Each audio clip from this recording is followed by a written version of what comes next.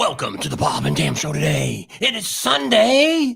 Oh, what the heck day it is? What, 22nd of March? 23rd of March. Holy We're in Jennifer. spring and it's nice and warm out. So we're at 87 degrees here in beautiful Arizona. Turn our phones down. Phone all cranky. There you go. All right, so you can welcome everybody out before I can get going here. Well, thanks for hanging out with us today. I see a couple people are on already. Neil's back.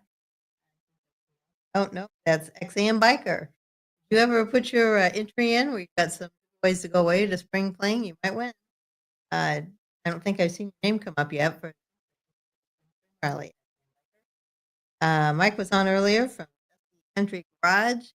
Check XAM Biker's channel out and Country Garage's channel out. Neil was on earlier. Shared it with us. How many people? Come on. Hope you all had a good Sunday. They're just out. Did a whole lot today. Got something to eat. Set up everything. We're out at the shop today. So not at home. It's warm today, but it's still not cool in the garage, but it's not hot in the garage. During the next couple weeks, popped on. Janice back. I'm glad. I've been in my prayers, you and your son. So I hope everything's going as well as possible. And out Sunday. Oh, is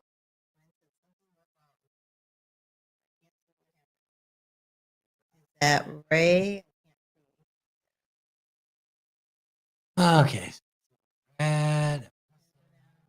Very last one.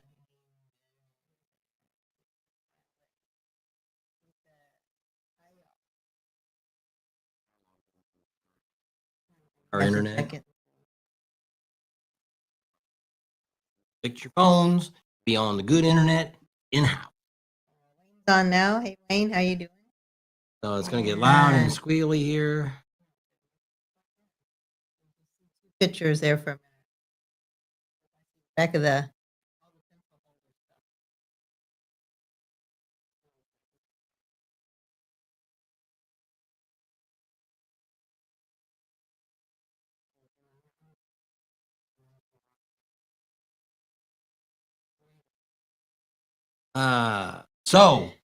We'll run through the list and then we will see what everybody's got going on. But we're going to talk about the two giveaways that we got going on. I'm going to go through those real quick because we want to make sure people know about the.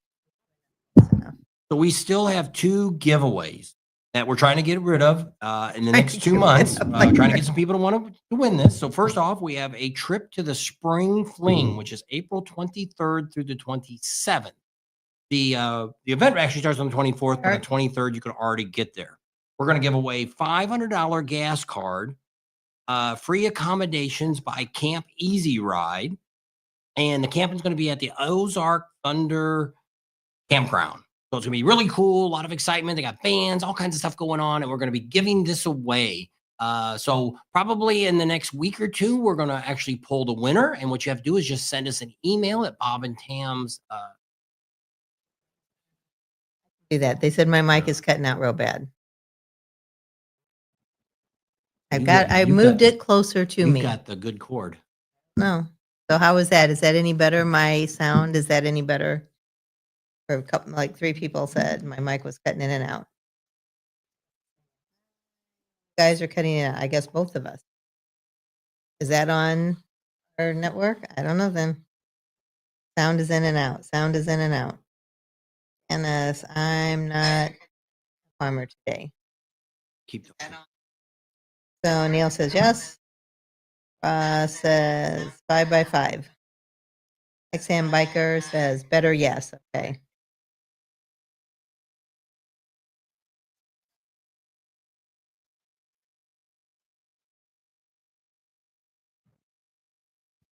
I guess it's better now. Excuse me, Neil hit the wrong key. Oh. Okay. So we the other giveaway that we want to talk about is our military giveaway. Bob is, which we're giving away a 2003 Harley Davidson Softail to a current Marine in the USA. So if you're into that, the drawing is going to be on April 25th. We'd let you know probably a week ahead of time that you are the winner. We do have some entries already, not a whole lot. I got about a dozen.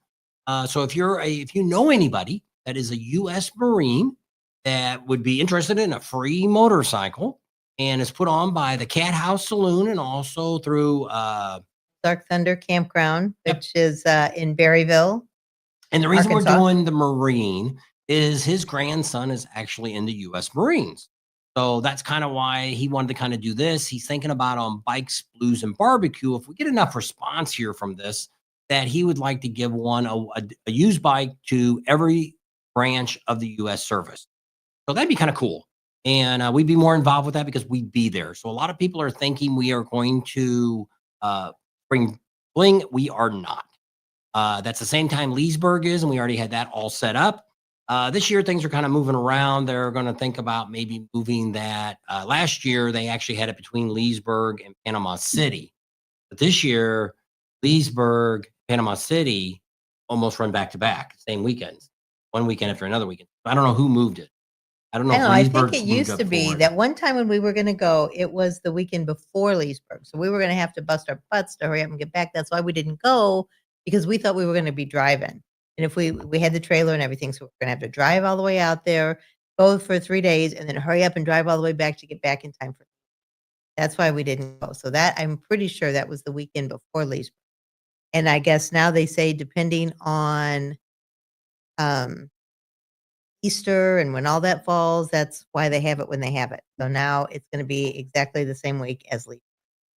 So this year we're not going to be, depending on how they change things around. I don't know who's, sometimes it ends up being it's Easter affects it, and nobody wants to have a bike event over Easter weekend. They can help it. So I don't know. We'll have to see how that'll go. So we've got, here's just a quick list of what we're going to kind of talk about Hello, tonight. We're going to Jeffy's in talk the house. about Arizona Bike Week. We're going to talk about Panama City, Thunder Beach Rally. We're going to talk about Myrtle Beach Bike Week. We're going to talk about Sturgis, give you some more details about what we've got planned. We're also going to talk, I have some other things that are on the list too. So we'll see how it all goes, depending on what you guys want to talk about and see what's happening. I'm going to kind of not to maybe talk about some of the things you guys might want to talk about. Hi to Jeffy. Jeffy's on. Jeff is in the house. He said, move over, scoot over. Jeff's here. Art's So- on again. Hey, I said hi to you earlier. Art, Sam's card.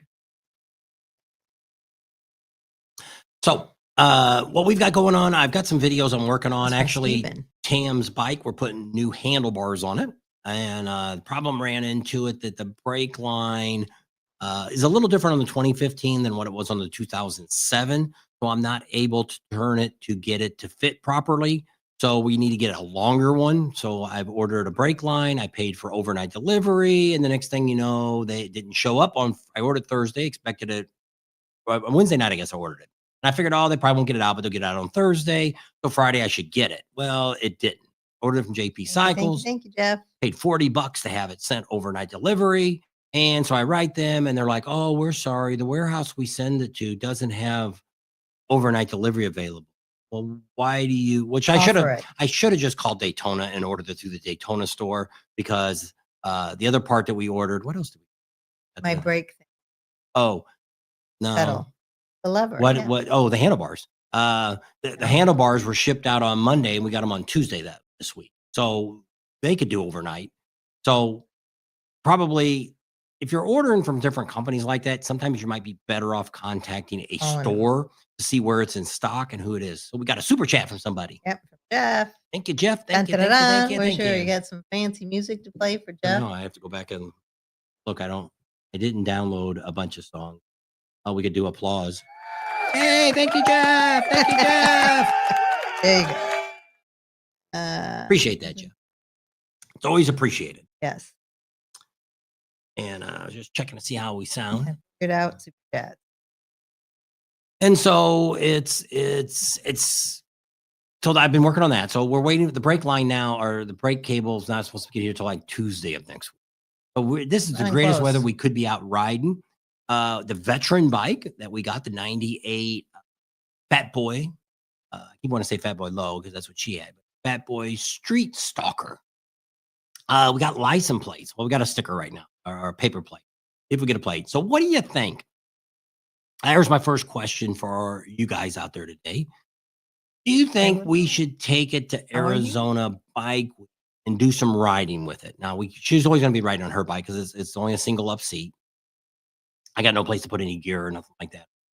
But would it be worth taking it out and doing some test riding with it? I actually thought, I don't know if I can get them quick enough or not.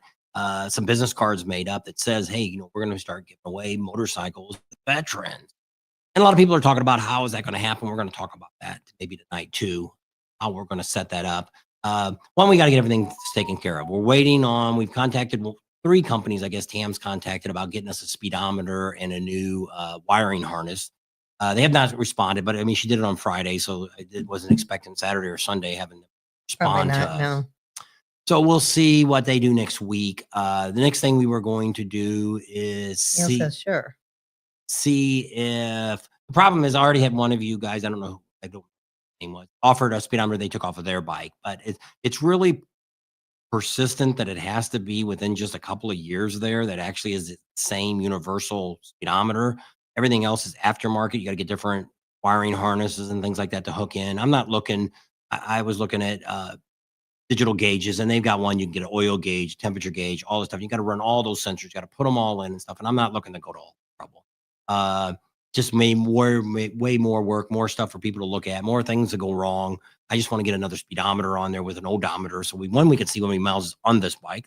How many miles he's going, how fast he's going. Yeah, that would always be nice. So Neil and Jeff both said yes, take it to Arizona. So we're kicking that around, and be a good way to take it out, test drive it, and see if there's anything else wrong with it. We're gonna do a video next week. Amsoil Adam sent us out a box with some oil and some filter and stuff in there. We'll be changing. I think on that one there's only 2 holes: transmission, regular engine oil. Primary?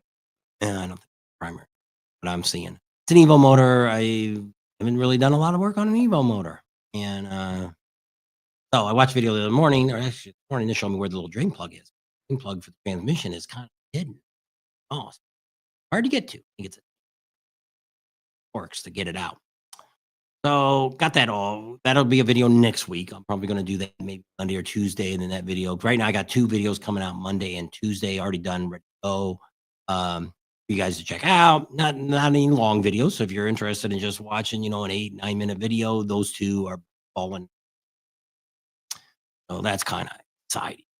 So we got that we've been working on. The chopper is not going to get anything done to it right now. The starter locked up in it. It wasn't the engine. I kind of was able to kick it over a little bit.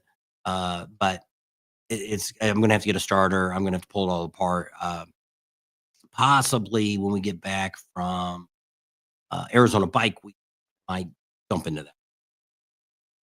Pull the cylinders off and pull the starter out of it and send all that off. Well, the starter won't send off. I'm just going to buy a high torque starter. Just so I don't know where they put the starter came from. If it came from a used bike, I don't know I'm off of. So I'd rather just get a new one and be done with it. That's my bike.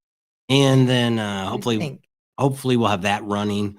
I don't know if I want to drag it to Sturgis or not. I don't know. Because right now my bike's not on the trail.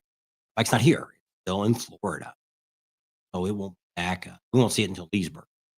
So that's why we only got her bike right now to ride. We had the extra room in the trailer. We could take something else.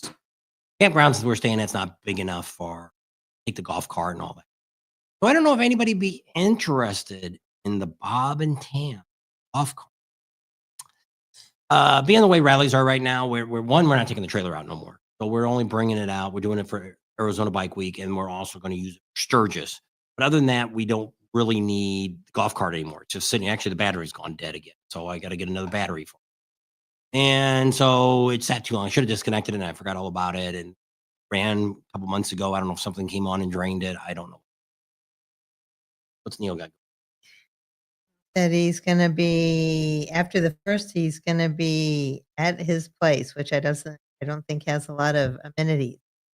So he said we'll have to keep him up to date. And live there summer. Didn't have any electricity as a generator. He doesn't don't even have running water, I'm assuming. No, because he had to. Well, he might have water, but maybe he doesn't have septic. I don't know. It's up there in the boondocks of Alaska, back there in the backcountry. Pepper Creek. So Alaska. there you go with that. I kept wanting to say Arkansas. I could I was like, no. So first off, it's 87 degrees here today, so it's good and warm. The rest of this week, we're going to be in the next couple of days. We're going to be in the 90s. We're pretty much looks like for the next week and a half, we're probably going to be in the 80s and the 90s. So actually, Enjoying it. Arizona Bike Week is going to be some great time to be riding because what difference is if you're down in Florida or someplace like that, and you're thinking 80 or 90 degrees, you're like, "Phew, that's hot." Here, we don't have any humidity. Let me look and see what the humidity. But I mean, it's a little different over there in the Phoenix area, but not by much. But right here, wait, 40. it is 14% humid. A little muggy out there Is for us. at 14%. Agree. So right now, what we're looking at, which I'm going to go check on the internet when I get off, see if our camping spot is open for Sunday and Monday night. Right now, what we're going to Arizona Bike Week, we're going out April 2nd. We'll be there sometime after lunch, and we're there through the 6th of April. Oh, that's the rally. The rally is actually the 2nd through the 6th. Wrong thing. April 2nd through the 6th is Arizona Bike Week. So starts on Wednesday and goes to Sunday. And then we'll be there. Right now, we're set up to come in on the 1st, which is Tuesday, and we'll be there to the 7th, which is Monday. So we're going to be in the Cave Creek area. But when I was looking, it said Cave Creek's rally actually starts on March 8th. Starts the weekend before. So that's kind of cool. I would like to be there. One of the things we wanted to talk about is if you are going to Arizona Bike Week, there's been a big concert. Probably the biggest name they had coming in is Five Finger Punch is canceled due to some kind of issues with family matters, what they going to do said. They're bringing in Marilyn Manson. Good luck with that. I don't know. Do we have any Marilyn Manson fans out there? I don't know. That was, I guess, about when our kids, was it when our kids or was it when we were, who did Marilyn Manson start? I don't know, but my kids Thought it was a woman. Well, no, they knew it was a guy, but they were When talking did one Marilyn time Marilyn about Manson's first concerts you went to and everything, and I don't know, we were talking 1989? bunch of people. Yeah, so Ben, they know who Marilyn Manson. So anyway, I said my first concert I ever went to was Alice Cooper. Your dad took me, and we went to go see Alice Cooper, and everything talking. So then they said, "Well, what does she sing?" To know Alice Cooper's a guy, and they said, "Why is his name Alice Cooper?" I'm like, "Same as Marilyn Manson." They're about, I wouldn't say the same boat, but some similar. So then they got it. But yeah, at first they were like, So Nice. I don't Telling know. us their Would you? temperature. I don't think that's an even punch. Oh, an even trade. trade. So I don't know. It almost can't looks quite. like it's Five Finger Punch, according to the article I read, are the ones that brought Marilyn Manson in, somebody that they know. I don't know. Would you consider Marilyn Manson music and Five Finger Punch to be the same Similar. groups? Same ethnicity. Oh. Same genre. Yeah, there you go. Same genre of music. We're not Marilyn. We're not fans of either band, but I know Mike. I don't know if he's on here yet. He's a big Five Finger Punch person. He wants to see him in Sturgis. I was kind of looking to see, is that going to affect Sturgis? Well, then when I went to their website, Five Finger Punch, it's not showing any concert dates till July. I don't know what's really going on, but when I went through and kind of looked at things, they've had issues with that band since about 2018. I guess that lead singer was in drugs and all kinds of crap was going on. A lot of the people original quit. So I wasn't sure really what was going on or if the band was just gone forever. Another one, I don't know if any of you watched them out. Sturgis, that band, they've been out there a couple of times. Lilac. They're actually from Santa Monica, California. It's kind of like a family band. They're quitting this year for a year because their families want to do different measures. I'm assuming the girl that sings is probably going to come out eventually with her own band. I just don't think family does do it anymore. Tired of touring and Well, they're all getting older too, because the youngest one was like 10 or 10, the drummer. And so he's probably 19 now, and maybe he's thinking, so they won't be out in Sturgis. They played out at what's that campground out there? That Acres? yeah, Shady Acres. Shade Valley. Shade Valley. They played out there several times over the last couple of years. So if you've been out there and you heard them, another band that I just happened to see today popped up and said taking a break for a year. No 25 concert. Chip says kind of heavy and raunchy types of music. Some of Marilyn Manson's old stuff. Oh, it But might I be guess some. it's similar too. I guess I it just- must be in the same genre. I just didn't know if Marilyn Manson. I haven't seen her, or I haven't seen him headlining anywhere. I haven't seen any concert or anything come up. I mean, I didn't search him out. But I mean, it's like somebody wrote today. Kid Rock just did a concert, I think last weekend or the weekend before, and said his voice is changing now. It's getting more raspy. Well, I think he's 54 years old now, and Getting up there. he can't really. Some of his old stuff, they said, doesn't sound like he used to. He can't hit that those rap. notes and stuff. So, we weren't ever really big fans. We kind of started listening to him when he came out with Cowboy and all that kind of stuff. In the 90s. Yeah, more of that is when we started listening to him. So they still said it was a pretty good concert, but they said it just seemed like he was distanced, like he was. I don't know. Trying to push himself. I don't know. They didn't really say what the story was. It was somebody just wrote an article, just not saying I wasn't at the concert of what I read about Kid Rock. XM Biker said Marilyn Manson is not anywhere near a biker genre kind of music. Well, if they're similar to that Five Finger Punch, they're playing a lot of rallies this year. I think they're in Milwaukee and I think they said they were, but I mean they were there last year. Yeah, they were someplace. Who? The Five Finger Punch, or is that the first time that? I think that was the first time we heard him when the Burgess Buffalo Chipping could be. Cowboy. So problem we have is we grew up in the 70s. We went to high school in the 70s. So that's kind of our genre, which is sad because most of those people are dying or they can't really perform anymore. So it's kind of sad. And we, for a long time after that, we kind of got into country, listened to a lot of country music. Right now, I guess we're still listening to some country now. So we're not really, I don't really have a favorite artist anymore. Just for the fact of that. Last time we seen Aerosmith, this is probably 15 years ago. Back then, concert was actually who was there? It was Motley Crue. Yeah, Motley Crue they came out first. Actually, Motley Crue did a hell of a lot better job than well, same thing when we went and seen Journey. The new Journey, I don't care for the kid that sings now, the Asian kid. We grew up with Steve Perry singing, and that's what we heard. That's what all the records are his. And to hear them, and same thing, it was Foreigner, which was only the one original artist, singer. Foreigner was still the original person, but Foreigner did a hell of a lot better job. We actually walked out on. Well, Journey. Cheap Trick was first. There was three. There was Cheap Trick, then Foreigner, and then Journey was supposed to be the finale. And Cheap Trick was really good. Foreigner was awesome. And then Journey came up, and we're like, we were holding our ears. It was. So yeah, so we haven't done a whole lot of concerts and stuff compared to what we used to do. Kid Rock will not be coming. No, Kid Rock, they don't normally. So here's what we're seeing from the Buffalo Chip, and I'm not going to say they still have a lot of concerts. They have 10 nights that they're going to be filling up bands and stuff. Pretty much Friday and Saturday, the last 2 nights isn't going to be anything big. So that's kind of already know those nights. But I mean, the problem you run into is a lot of these big acts now, you can't book them to come to rallies, art affairs, or anything like that. So that's what makes it tough for a place like the Buffalo Chip. People are complaining, well, you ought to hire this person, you ought to hire that person. Well, they're tied in with Live Nation and Ticketmaster, and they want ticket money. That's how they do it, and they pay the artist. Well, at rallies, you don't really buy a ticket. You do in Ocean City, but you don't do it at Buffalo Chip. You're buying a pass to come to the campground. You can stay all night if you want. So it makes it different.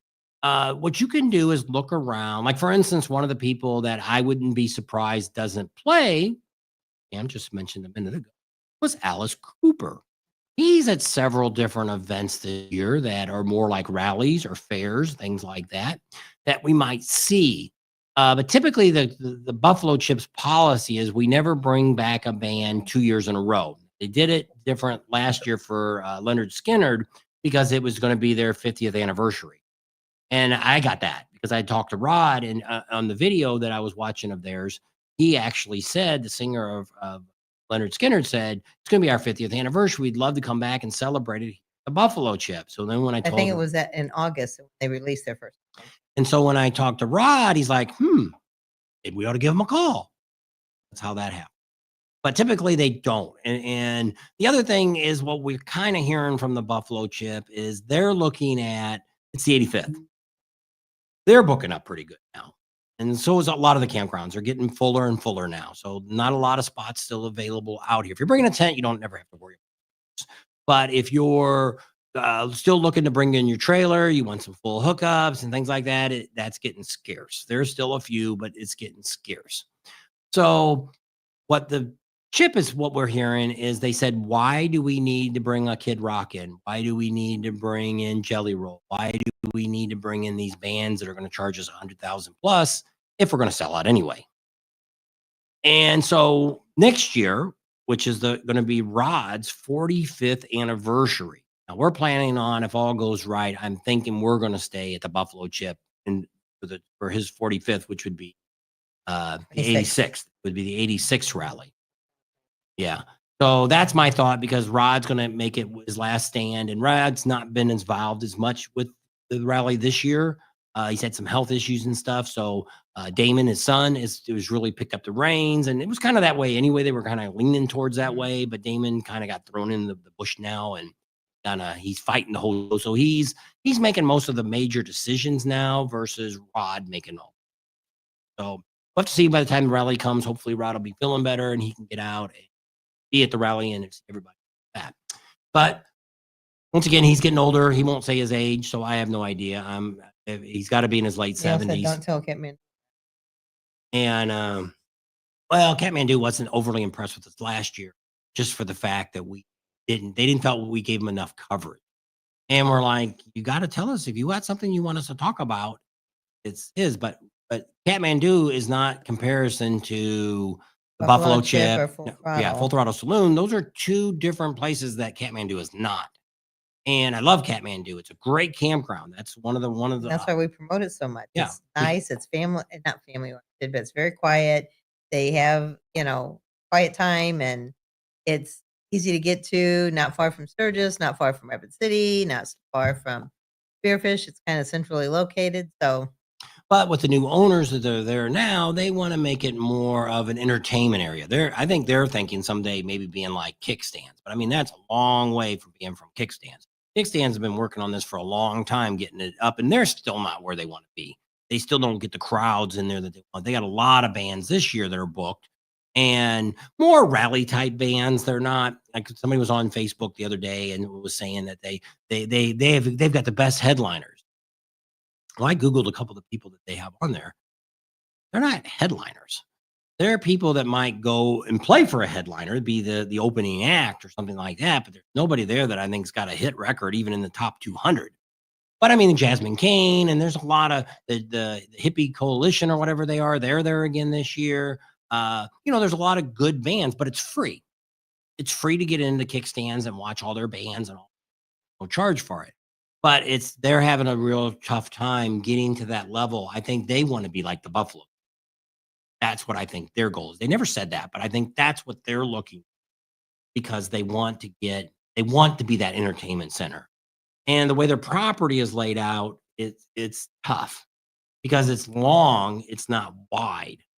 And they're on that hill too. So it's kind of tough. Now they're talking about, which I don't know if it's going to happen this year or not. They're talking about putting vendors down by the highway where you normally would do your boondocking camping at, which I don't know how that's going to work out. We actually talked to Joey. It's Joey, right? Yep. Is the husband and wife. He was in Daytona. Yeah, he was in Daytona, and we chatted with him a little bit about it. And he's already got the electric and all that ran, but he said he really wanted to put some asphalt down there and stuff, and he didn't know if he was going to have time to do it for this year or not. So I just don't know how that's going to work. I seen that he kind of had a road he was starting to work down there where when you first came in, it kind of went off to the left down there and it was kind of graded, but it didn't have a bridge or anything going over that creek down there. So I don't know. I don't know. I don't know if that would be a good place for vendors. It'd be easy to see from the highway, but to get your bike down in there, get work done on it. If you did want to come up to the bar. Truck getting down there. Yeah. Well, and if you're down there, to get up to the bar is a hike. That and if it rains, that's all grass down there. There's no. Well, he said he was going to asphalt. Oh, okay. So I don't know. That's just the talk that's out there. They're saying Marilyn Manson had a part in Banarchy, and then Billy from Crap on a Cracker said Marilyn Manson's character in Banarchy killed June in a prison at the end of the series. So that was I didn't actually realize- Marilyn yeah, Manson. I didn't didn't know know that. that either. We watched that. Didn't know it was him. Got gory at the Different end. without having makeup on. That's a lot of people, just like Alice Cooper. When we lived in California, he played a lot of charity golf classics, and he is the nicest guy in the world. And you would never, you watch him on stage and do all this crazy stuff, but in real life, he's a showman. And it's like a lot of these people. It's like people that watch people on TV. They're not who you think they are. When you're listening to these people, these comedians and actors and stuff, trying to tell you your political view, I wouldn't, just because you liked, well, it's the same thing what I did. We met Clint Eastwood's wife one time on one of the game shows. We were in the audience. And she had walked back. And I when they introduced her, he was kind of standing on her side. And I said, wow, it'd be so cool to meet a tough guy like Clint Eastwood. And she turned around and said, are you talking about Clint Eastwood? And I'm like, yeah. He says, I have to kill the spiders in the he's on the chair. And I'm like, really? She says, oh yeah. But that popped my dream because I always thought he was that big tough guy. But I mean, you don't really know who people are. Same thing like us. We don't get it so much now. When we first started YouTube and when people started meeting us, they're like, wow, you guys are just like you are on your channel. And we're like, oh, yeah. But there's a lot of YouTubers that are not. They seem very friendly. They seem like they're really outgoing. They're going to be this. And then when you meet them, they're really a pain in the ass. They really don't want to deal with you, or they just blow you off altogether. But everybody's got different personalities. Our thought was when we did this, that's part of the fun. If it wasn't for you guys meeting people and telling us their experience that they've learned from us, I wouldn't do it because the money's not here. That's one of the reasons we got sponsorships to help pay for going to the trips and stuff like that. But the sponsors we have are all people that we believe in their product. So it's not like, which I do. I get people all the time from Asia. These companies write me. I tell them, hey, we got sponsoring. Oh, we want to give you this free duffel bag from Viking and that you've given to 20 other people. And I'm like, I don't need a stupid bag and I don't need to give it away. Nobody wants your stupid bag for free. And I couldn't give it away. It cost me more to ship it than the bag's worth. And I said, we have a sponsorship started at $1,000. How about we give you a few bags and you can advertise it and then we'll talk money? I'm like, no, ain't going to happen. First of all, I don't care less about Viking bags. I don't know anything about them. And if you had problems with it, are they going to be around to stand behind? I don't.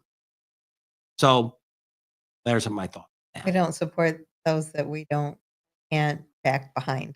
Because we do. We guarantee all of the products that all the sponsors we have and all the vendors that we've always talked to. If you have a problem, like for instance, I wasn't going to say this till the end, but a lot of people this year, over the last couple of years, Ride Now, Ride On.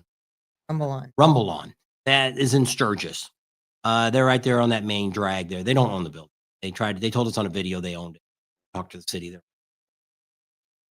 And so that's fine. But what the problem has been over the last couple of years is people have bought motorcycles from them and not been able to get titles.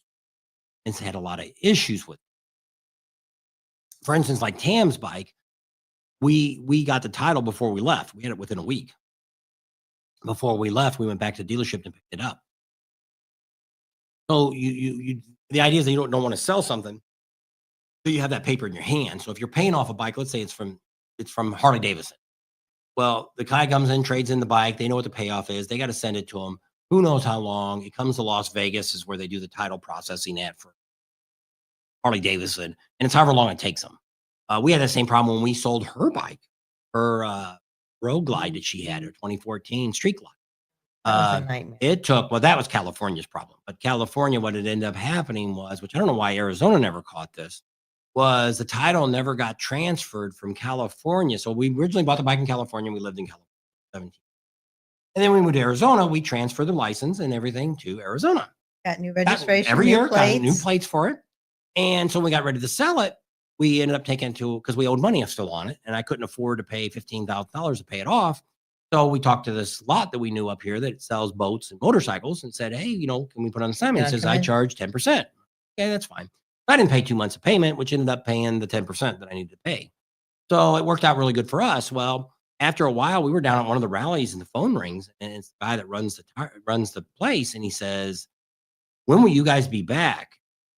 And we're like, Till August. yeah. And he's not the one that sent us. No. So they say, we told him when we'd be back. He says, okay, when you come back, can you come in? He says, what, there's been a problem with your title and your bike. And I'm like, why is that? And they said, well, California never released it. And I'm So like, well, they needed us to sign that was. well, they the were transferring title. it from California to Arizona, from Arizona to this guy now, or to the dealership, and I'm like, what a mess. But I mean, it had nothing to do with the dealership. It was that case was the state. Well, it ends up being with this story now. Somebody bought a 2014 Street Glide last year from Rumble On, and he still doesn't have a title. And what ended up happening was, I guess they say, I think he lives in Arizona here. And I guess he sent the paperwork. They all got to the license bureau. They looked at it and said, oh, it's not filled out right. They need to do this and this and this. So they mailed it back, faxed it back to him and said, you need to correct this. No response. This guy's called several times, no answer. Well, since that's come up, it's actually came up on some of the Sturgis pages. And somebody contacted us that knows somebody that works for the company that said they can fix stuff. So if you've had a problem with them, we may be able to give you a phone number and some information. We're not going to pass out the number now, but you've got the instance you didn't, that you email us at bobandtane.com, and we'll be happy to send you the contact information to try to get your title registration. Because my thought was 2014, I can't believe, but somebody might have paid cash for a bike. It could have been $17,000, $18,000 cash. Like the person who bought it had that kind of cash. But I would normally think it'd be through a finance company or a bank. And I'd call my bank and say, I never got the title. They're probably wondering where the title's at. Let them do some figuring on it. Got way more money than you probably want to spend. So that would have been my idea, but it's not me. Mike's on from Talking about Marilyn Manson coming to instead of five-fingered punch. Arizona Bike Week. He lives in there. XM Biker wants a little more update on the giveaway at Spring. Okay. So what's going on with that is you just have to fill out a letter to us. Tell us who you email. are, your Email. address, all that kind of stuff, and that you would be committed to come to this. So what it is it's a trip to Spring Fling. Your dates that you get to stay in the tent would be from the 23rd to the 27th. You get one of their luxurious tents that are up off the ground. The bed it's an air mattress. It's got a little charging station. It's all the stuff we always show. There's no good for two people, one bed, two people. You get $500 gas card. You have to show up for that to get that. You get free accommodations at Camp Easy Ride. You get all your passes to get in for two people. You get the wristbands because they're charging $20 a day to get into Ozark Thunder Campground. And they're that's in having Berryville. They're having vans. They got food out there, all kinds of stuff going. Vendors. So all that's included. We don't have the exact day that we're going to stop this. I would imagine it's probably going to be by the time we get back from Arizona Bike Week, that first week, probably the beginning of that next live on that Sunday. Maybe we'll announce the winner. We don't have a whole lot of entries. We probably got less than a dozen right now that have written me and said that they'd be interested in it. Kind of like the other raffle with the military. Just put Free on bike, a free trip. I don't know what's going on. But I did say the word's not getting out. Yeah. So I know some of the people I was talking to, Ozark Rider. He's going to have us come on his channel, I think. Did something Talk about it. And he had heard about it. Well, he probably heard it from Jeff. And so it just isn't really getting the response that we thought it would get. Get back the week of April 7th. That's that Monday. Following weekend. That'd be. So we probably will call it maybe while we're in Arizona Bike Week. Oh, the 11th. That would give somebody at least over 10 days. So we'll have to figure out. We haven't out. got an exact date, but we're somewhere either during Arizona Bike Week or that Monday we get back. We'll announce them. Since we don't have that many drawings on either one, we're probably going to pick who the people are. Mainly just looking for somebody that's really going to go. One of the entries I got is actually somebody that I think that wants an RV spot. Oh, he's kind of out of the picture too because it's not Camp Easy Ride and they're giving away a tent and stay with them. So that's part of the value. That's, I don't know what, charging $800 in to be there. But it's really cool. With like if XM Biker would win, it'd be great content. Yeah, a lot of party in there, a lot of fun, plus all. So that's all you have to do I to don't think enter XM that. Biker's a big partier either. Well, I mean, still Know film where all the that- fun yeah. party stuff. Yeah. I film all that stuff. I'm not out there doing. One of her friends that she went to high school with. We were in not Dirty Harry, Froggy's. We were in Froggy's bar and we did a video. And show the girls dancing and people drinking and having fun. And the girl says, "People are from hell," and it's like, oh, it's just a rally. People are just having fun. But I guess she's seen the go-go dancers and thought that it would be like something you'd see in hell. It's like it really wasn't. Not like people are having it's not a strip club. And so it's like, I don't know. It's we're not we've been in bars like that and drank and stuff, but I mean it's there's nothing different from there than if you're at Dirty Harry's or if you're down at whatever bar you're at. But this girl thought it, and he hasn't heard from her since. So Why is Gene not coming back? You see, Gene Simmons has pulled off all of his shows through June now. But bet he cancels Sturgis too. we have not heard that. I've heard a couple people tell me that. Now there is a video that came up the other day from Gene Simmons saying he will be at the Buffalo Chip and be there to party with his band. So at this moment, it's Oh, look at Snoop Dogg. What did he cancel the 5 days before he was supposed to I don't think it perform? was even 5 days. But yes, things could happen. We're all getting older, and these artists are all getting older. Just talking about that a while ago. Aerosmith, Rolling Stones, a lot of the bands Kid Rock, 54 years old. Would you even dream Kid Rock is that old? I don't know. We really didn't hear the Kid Rock until probably the 90s. So we didn't think he was that old back then. But I mean, you look at these people, you don't realize how how We old went somebody is. out to eat the other day, and there's all these ladies in pink baseball jerseys.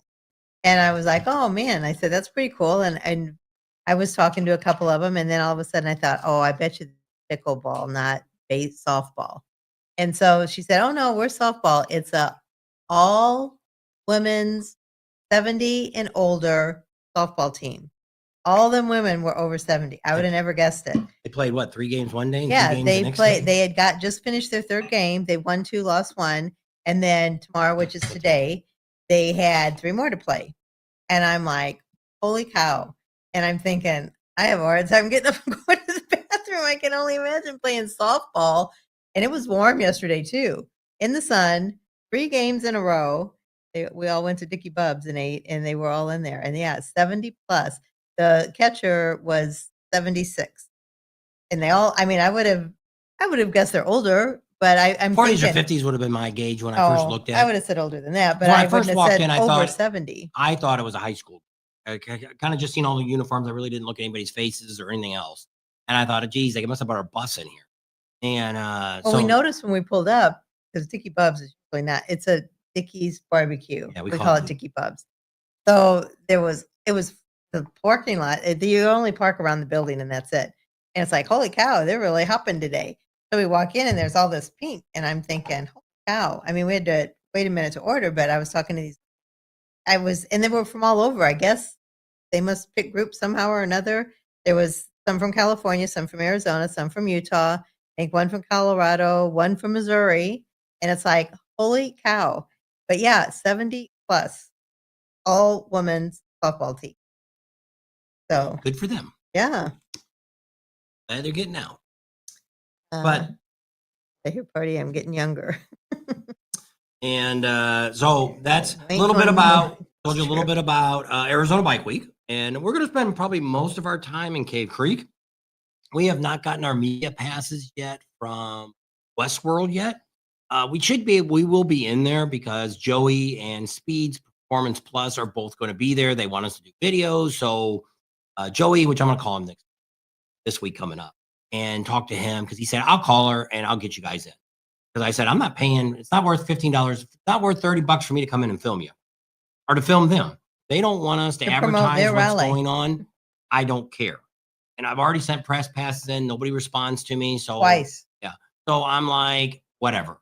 If they want us, 62%. fine. We'll be happy to cover Cave Creek's wish. adventures, and there's a whole bunch of stuff. Somebody did a video the other day on Scottsdale. We already been out that dealership years ago before every channel. We know a little bit more about that than what about. Did a video on it. We'll probably hit a bunch of the Harley dealers around there. There's a couple cool places to ride to I see wanna if flats. try to get get a hold of the Scottsdale guy. You start calling next week. And so we'll see what happens. So we already have things planned to do. If they don't want us to come in Westworld and film all that, I'm okay with that. The vendors, if they only want us to do our vendors that we have, I'm okay with that too. But just to show you what to do in Arizona around would be good. Speaking of that, so the other night, Friday night, Professional Monkey was on. He had his live that Anna Yeah. had her birthday, and they were celebrating it on there.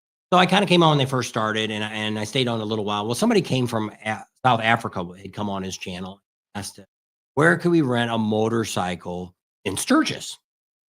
And so they were all, well, Mrs. Monkey, she kind of said, well, you could always go to that where you share a motorcycle. That's tough because a lot of times when you get to the rallies, they really are higher. They're already booked up. We kind of looked at that at one of the events we went to. Ocean City, I think. We were kind of looking at that. I thought And Professional Monkey, no. Africa. Oh, Ocean City. Emery HVAC. I thought I saw his name pop up, but then when I But so they also offered Eagle Rider. And well, Eagle Rider's tough because if you're going to be there for most of the rally, you're looking at almost $1,000 by the time you get to the door. Well, I brought up on his channel and said, hey, they ought to contact Daytona Midwest Motorcycles. And Monkey, when he did see it, he kind of said, well, I don't think these African people coming from Africa want to fly to Daytona and ride. Well, one of the reasons we do what we do is to give out the best information we have. Because we know there's Midwest Motorcycles, which is right across from where the old Indian dealer is on Junction. Has been doing it now. This year coming up will be his 29th year. He's been renting motorcycles there longer than anybody has, even Harley Davidson was thinking about renting motorcycles. So he's got very good prices and all that. And I kind of wrote it again and told him, no, he's on there. Well, as it went through, Monkey never seen it. And so he never made another comment about it. I'm not saying nothing bad, but it's just a difference of he's been to Sturgis way more times than we have. I think he's been going since he was a kid with his dad. like 13, I think. And so we don't have that many times. We probably got a dozen or more times we've been to Sturgis over the years, over the last 20 years. So we're not experts on it, but we'll talk about that in a minute. But that's what we specialize in. We specialize in giving you, whoever's there, the best information that you can have. And sometimes Monkey will say it. I've seen him on his channel tell people, look at Bob and Tam. They know what the hell's going on. We don't know nothing. And because they're more of having fun and having a good time. So just to back this up, the other night we've got, I got rid of the cable and we're using internet TV now. There's this guy showed you how you could go into your Amazon stick and watch more movies, use an IP address. So we did that. Maybe it's legal, maybe it's not, who cares? So, but we were watching this TV show and it was it wasn't, I forget what the actual name of the show, but it wasn't the Full Throttle Saloon. It was something else. It was around 2013. Sturgis Raw. Yeah. And so we were watching this. Well, we'd already been to Sturgis probably 4 times by the time 2013 came. So I'm looking at this and I'm thinking, where's that at? Where's that building at? Well, they went out to where the old Buffalo Chip is. That used to be where the Broken Spoke was at, where you could drive in the bar and drive around the bar and all this stuff. And it's like, I never knew that until the Buffalo Chip till Full Throttle took it over. And then we started seeing a bunch of the stores downtown, which we remember where the Buffalo Chip is, or where the Iron Horse is now, used to be called Easy Rider. Well, that sign was up. Well, then we did remember that we knew that used to be Easy Rider. But there was a lot of stuff on Main Street and stuff. And it's like, we have no idea. And we'd already been there at least 4 times. And so that just showed you the difference, what we see today compared to what we see the last 5 years. Where now this is going to be coming around the 6th year for Sturgis. I guess it's still the 5th. 2020 is when we started filming. And 2019 we were there. So we consecutively will be 6 years in a row we've been there in a row. But to now look back and see, especially with that show, I was like, "You remember that?" And she's like, "Where's that at? Where's that at?" Well, we kept thinking, when is this? Well, we watched enough of the shows. We watched them back to back. They finally said the 73rd, because we were at the 74th. And then they said 2013. Somebody finally I think said. I Googled it. No, throughout the show, one of the Oh. girls said it, I think. But it was like, wow, plus We all saw the the bikes that Chief. was Saw Chief a couple times in there. plus all the bikes that were there. I've never seen most of the Any of those custom bikes. bikes that were there. And it's like, did the station, did the film crew bring in these bikes? Because I have never seen them. Because a lot of these bikes that we see at motorcycle rallies, Rally to rally. same thing we see in Daytona at Willie's and some of these other shopper shows and down at the beach or boardwalk. A lot of those same bikes will be in Surges. People just travel around too, like we do. They do the circuit. So you see a lot of them. But then a lot of the bikes I've seen down there, I've never ever watching this video. Them and Mike. We had been there the year before and then we were there the year after. So because before we used to go, we wouldn't go every year, we'd skip a year. And because it give you time to recuperate and save money up and all.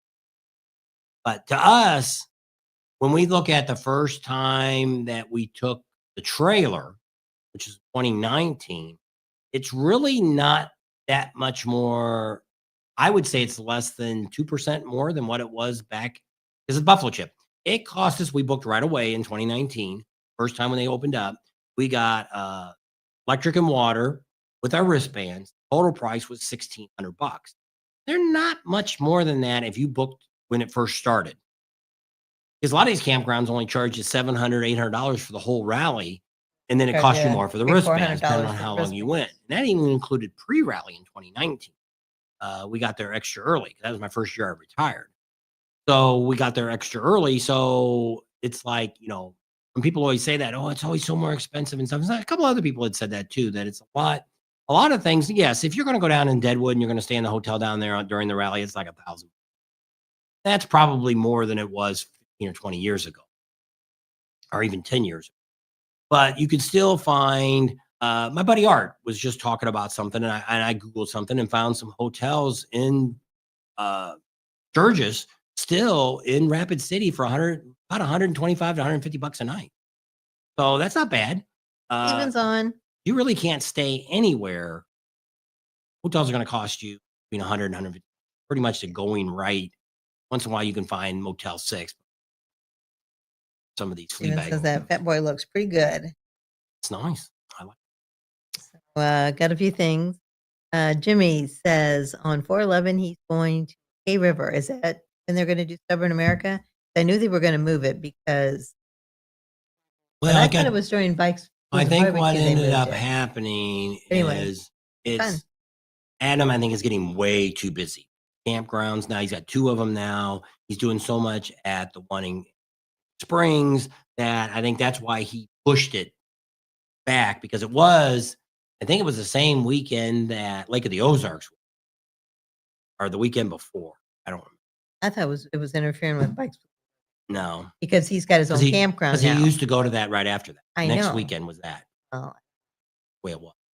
That's how we found out about it. It was just too close because he got a campground down there now. I just said that.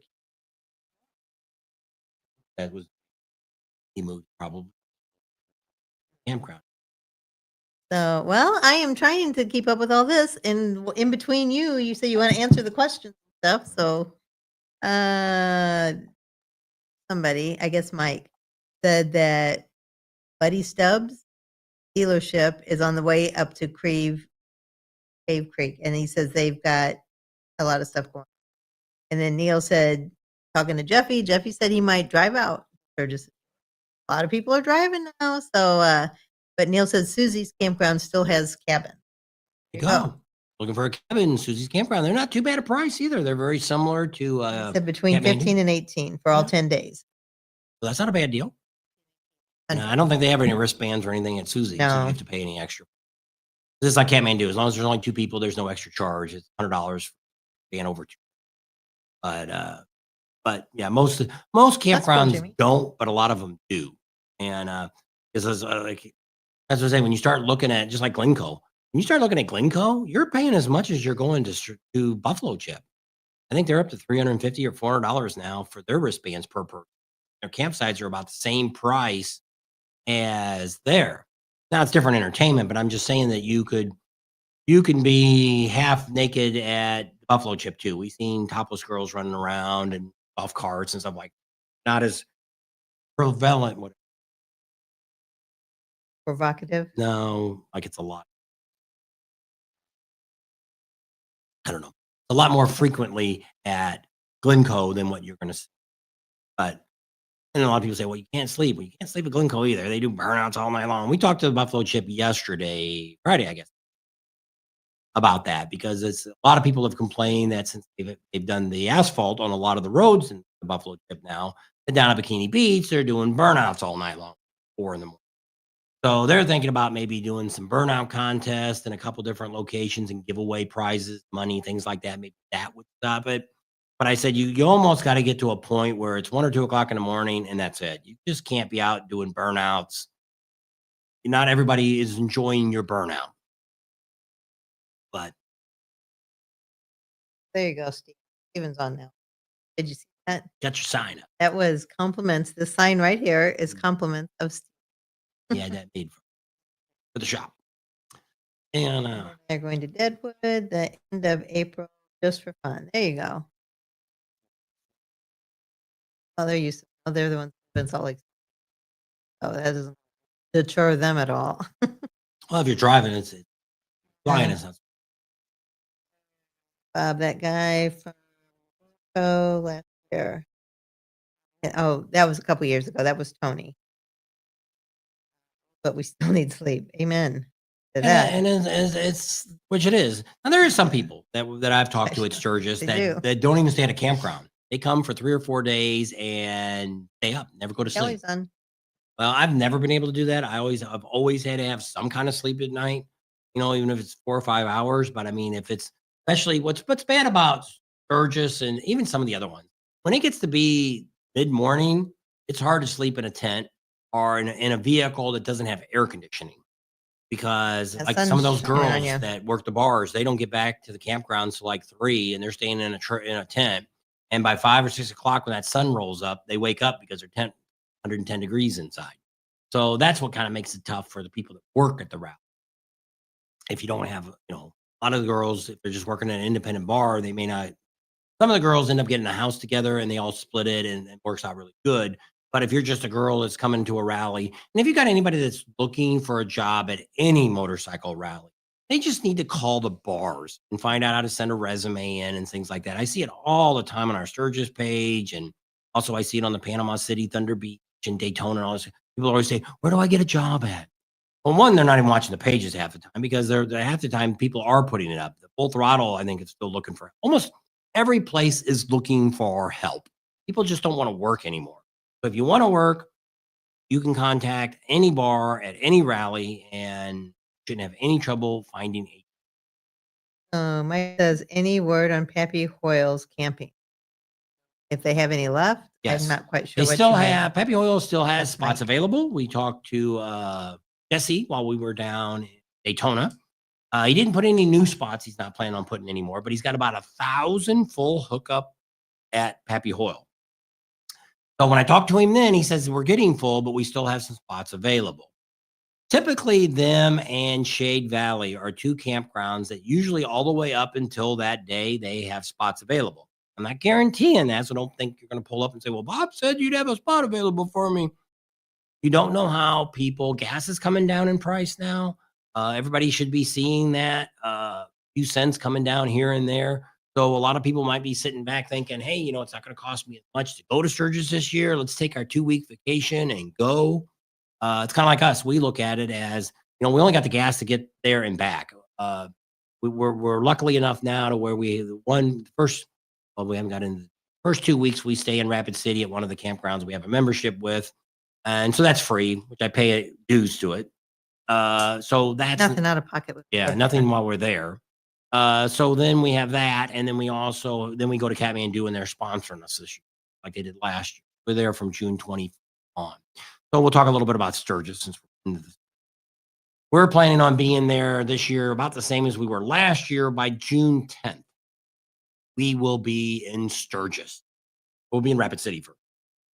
So from June 10th to June 24th, which we can't get those reservations till about 3 months before because the park's closed during the winter. They don't take any reservations. We normally never have trouble that far ahead of time getting in there. Trying to get in during rally would be a different story. Kathmandu were already etched in stone there. They've already agreed to bring us back this year. So we're definitely there for sure. And we'll be there until about the 11th or 12th, either Monday or Tuesday. We'll head home after the rally, unless something makes us stay longer, which I don't know. I don't know if there's anything else we need to attend to or anything like that. Let me go back to my Sturgis page. Chip says Rapid City has been stuck at 329 for weeks. Steven says in Murder Beach, the pollen has been horrible, but the weather is great. 70s by the ocean, 80s, 10 miles inland. Going to pay my respects to Charlie Dog at Dead Dogs. I'll send a photo. Somebody said to do a video. Said we didn't know if we could do it. Well, yet. they wanted to know about dealing with a pet that died. And I just don't. Not easy. I did one for my son-in-law, not my son, but one of my nephews got killed. And I was actually doing wedding videos back then. And I took a bunch of pictures and they sent me video and I did that. And that was really tough too. And so I would figure this would be about the same. And well, that we didn't have to talk to. No, I didn't. We had to talk about it. He's already getting up. So it's tough losing a pet. Charlie was the exception because he spent, 3 years with us on the road. And so he did a lot of rallies with us. Great dog. And she still wants another dog. And I don't know if we could ever replace him. He was just all around the best dog we've ever had. Each dog we've had has gotten better and better. I just can't see getting one. Part of it was better than Charlie. Part of it was that he was we bred his parents.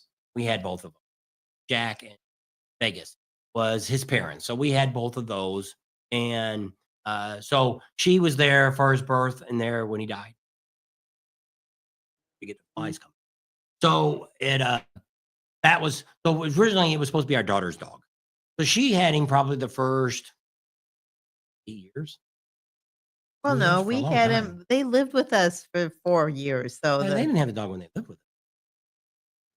They were there when Charlie was born. I know they were, but I don't think they in Norco. He was born in Norco. I know, but I don't think he was there at the bitter end. We didn't have 5 dogs still at the very end. So when they moved out, they took Charlie with him. And that's when we moved to Orange County. So at that point, we still had Jack and everything. So Jack in Vegas. So got rid of the rest. He probably wasn't much more than a couple years old.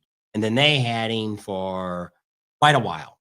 Well, we already had moved out here, I guess, is when it started, because we came back and my son-in-law is just very tough on everybody. And he was they wouldn't let poor Charlie couldn't pant in the house. He couldn't drink water in the house. He had to lay on his pillow all the time because he was too hairy. Couldn't be a dog. Yeah. So we ended up saying, if that's the way it's going to be, we'd rather just take him back and we can let him be a dog again. And then the deal would be is if we needed you to watch him, you could watch him and take care of him when we're on the road. So that's kind of how we did it.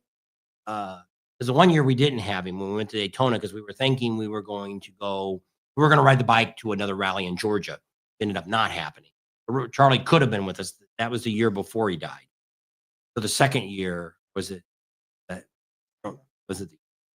don't know. There he died. We didn't take him either because we were going to go down to the Keys. No, we had him in Sturgis. Yeah, but we weren't going to because we were at the Buffalo Chip. So that's when they moved. So anyway, it ended up that he was very strict with Charlie. So Charlie had already had a lot of was very obedient to start with. So they didn't let him on the couches. He didn't get on the bed. He didn't. And so a lot of that he already had.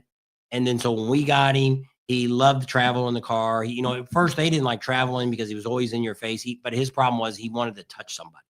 So we used to keep him in the back of the truck, in the the seats we have in the back, king cab. We had the seats folded up. He's on the floor. So he would put his head on the headrest a lot of times because that's where our arms were.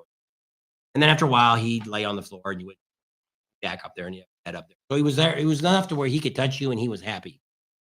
And so then when we went and started bringing him in the RV, we didn't know how that was going to work out, and it did. He never went to the bathroom. He never tore anything up. He loved to sleep, and we'd leave in the morning at 8 o'clock or something. She'd take him out and play with him and feed him, and he'd go in the trailer.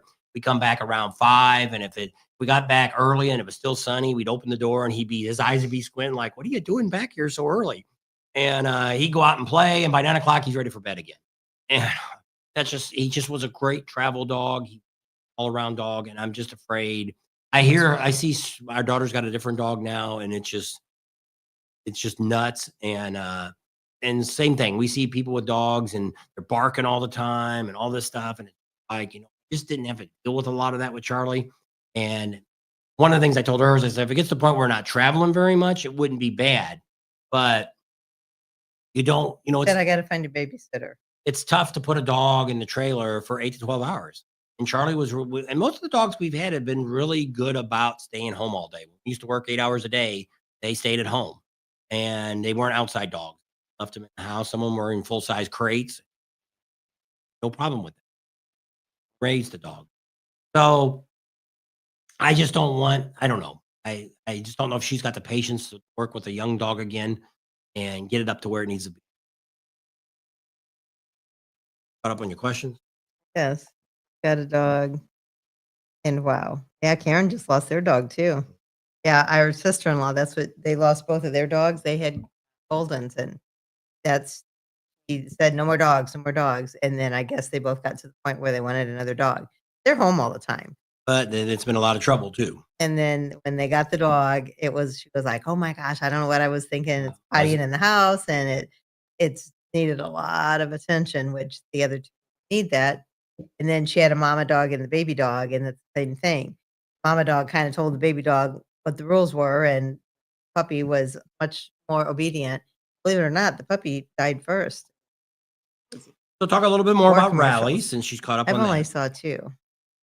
After we do Arizona Bike Week, we're going to be heading out to Leesburg Bike Fest in Florida. People always say, where the heck? That is actually from April 25th to the 27th. At Gator Harley, they start the day before the 24th on Wednesday. So they're open and going. We will be in Orlando from April 22nd, and we leave out on the 29th. So Leesburg is just a really cool, down to earth route. I don't know what really makes it.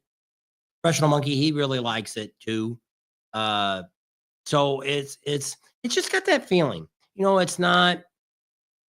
Well, we finally figured out after all these years about it. Daytona is, we call it now, the show off route. More people come to Daytona to do stupid stuff, do burnouts, rev their bikes up. People go, well, they do that in Sturgis and stuff. Nothing compared to like Daytona. We're getting ready to get up. We're waiting for the police to call us back and give us all their statistics. Stuff, Nick. Talk more into depth. But that's one of the things that I've seen more than anything else is Daytona is, I don't know what it is. If it's East Coast people, I don't know why, if it's people that live in Florida that do it this way, why people have to do wheelies down the A1A, why they do burnouts in parking lots at Burger King when we're sitting there eating lunch, why 2 guys are doing a burnout. What are they proving? I don't know. Why they told you 3 times on Main Street to quit revving your engine up and you still want to keep doing it and you can't figure out why you got a ticket. Sometimes you're just being stupid, gets you what you need. Your attention. And we've seen that a couple of people that's gotten tickets we've seen, and the cops will tell them 3 times. 3rd time you're getting a ticket. They're strike you're out. Well, last night on live PD down in Daytona, this guy gets pulled over and he's all up in the cop's face. Like, what are you pulling me over for? He says, first of all, you ran that red light back there. Well, I just followed the car behind me. It was red when your front tire went over the line. I don't know. He said, well, the other thing is, you have any eye protection on? It's about 7 o'clock evening, 8 o'clock. Us. And he says, well, I was doing under 20. So I would like to know, is there any state in the United States, I'll even say Alaska and Hawaii, that you can ride a bike without some type of eye protection or a helmet on? You're doing 20 and under. If you're doing any speed limit, if you're riding on a bike, I don't know any state like here, we can go without helmets in Arizona, but you have to have eye protection on anytime you're on a motorcycle, 24 hours a day. Florida's the same way. Illinois, we could ride without helmets, but you had to have eye protection on. Now there is exceptions in some states if your windshield goes over your head that you don't have to. Now I'm not saying that. This guy didn't even have a windshield on his bike. That wasn't his argument. So the cop ended up saying, here's what we'll do. I'm going to give you a ticket for not having the glasses on. And I'll just give you a warning for the light. The guy started going, well, how much is that going to cost me? $116. And he's like, well, that guy's kind of going on. He says, well, it's $290 for running the red light. Well, I didn't do it. He says, okay, let me make the deal. I can do this now because I'm writing you the first ticket. If we go back and I go back to the station and I watch the light and you've done the red, you've gone through a red light and I send that to you, are you okay with paying the $290? He's like, no, I'll take the $116 ticket. Being stupid twice. Because the guy kept saying, I didn't run that light. I didn't run that light. Knew he didn't run that light. And he said, okay, well then we'll make this deal. I'll go back and check. And if you did, then you get another ticket. No, that's okay, man. Thanks for the ticket. I mean, it's which it is. Most tickets that we see, even in Sturgis, I don't care what you're doing. Pretty much everybody that gets a ticket deserved it. It's 35 miles an hour out there in front of Steel Pony and where the Beaver Bar was at. You're doing 65. Well, it was 50 last week. Well, you weren't there 50 hours. We were there, but you weren't there. Even if you were there, we were there. I lock my cruise on when I drive down those like that because I don't want the tendency of because you're riding in traffic. You know, sometimes if you're with a bunch of bikes, if you're in the middle, you're probably kind of safe. But if you're at the back end or the front end, the odds are you're probably going to get the one that's going to get tagged. And if you say, well, I was riding with the rest of them even up. Well, were you over the speed limit? Well, yeah, but there you go. No buts. You can only catch one of you at a time. So it's when I see this, people without glasses, we've seen 3 or 4 people get pulled over in Daytona that did not have glasses, some type of glasses on. And it's like, what are you thinking? Are you not thinking? Guys doing burnouts on Main Street. How stupid are you to do a burnout? My thought always is, yeah, that's great. You're holding your front brake and you're doing your burnout. What happens if your front brake fails? You blow a line and your bike takes off into the crowd. Or you hit about a dozen bikes. You hit my bike and knocked it down because you were doing something stupid. You got some issues with me now too, not counting the other 10 guys that you knocked their bikes over. So Gene Kelly wanted to know if they were any harder on music in Daytona this year. Typically, I think Main Street, we've seen more issues. Oh, the guys that had the music cranked all the way up. But once again, I've seen it. We filmed it when we've been down there. I've never seen anybody get a ticket without ever getting at least one warning. Now, if you're doing a burnout, you're pulling a wheelie or something like that's a different story. But if you're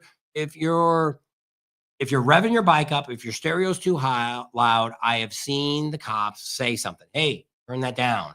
Stop that. I seen one last year. They walked up to this guy with a crotch rocket. It was so loud we had to hold our ears on the sidewalk. Years ago. And rapping it out. And the cop walks up as a woman cop, tapped the guy on the back, and he turns around. He's kind of jumps. And she goes, "Do you want a ticket? For what? Do you want a ticket, Nix?" And he's like, no. He says, "Then stop that." And she stood behind him with her arms crossed, pulled away. But I mean, people are just, they're show offs. I don't know. No, I don't think there was any more tickets written this time than last time. But yes, if you're drunk and stupid and swerving on your motorcycle, you're going to get a ticket. It's not, I always love it when, just like Live PD or any of these shows you watch, the guy gets off his bike, and he can hardly stand up. And he's like, "Oh, I haven't had a drink all night." And the cop's like, "Holy smoke, I just got drunk breathing off your breath." So yeah, you've done way too much. And that's part of the problem with a lot of these rallies. Myrtle Beach is like that. Daytona is a drinking rally.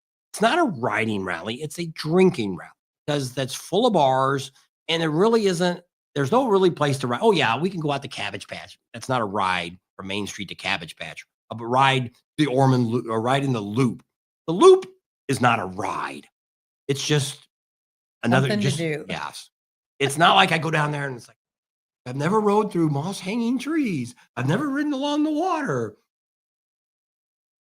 And now they're building more and more houses down there. The cops are going to get more strict down there. We heard that from the city. Well, even when we talked to the city, we said, "Well, do you want to talk about any of the rides, like the loop and all that?" They've asked us not to talk about the loop, not to promote it. People are still going to go do it because we're not trying to encourage people. We talked to the Ormond police chief, and he says we've heard nothing about that, and they cover part of that. So Daytona doesn't cover the Ormond loop, so I don't know. But there's a school back there. They're building fancy homes. You see over there on the left side, there's that big old fancy gated neighborhood there. It's probably got $1 million home. And they got the signs tell you not to rev your bike up, which is most people are pretty good. I don't really hear. I mean, I'm not sitting there watching. We've gone back there where that place that sells peanuts, that campground back there. And that's okay. But I mean, it's just like Main Street and just Daytona altogether. I can understand why Daytona doesn't want them.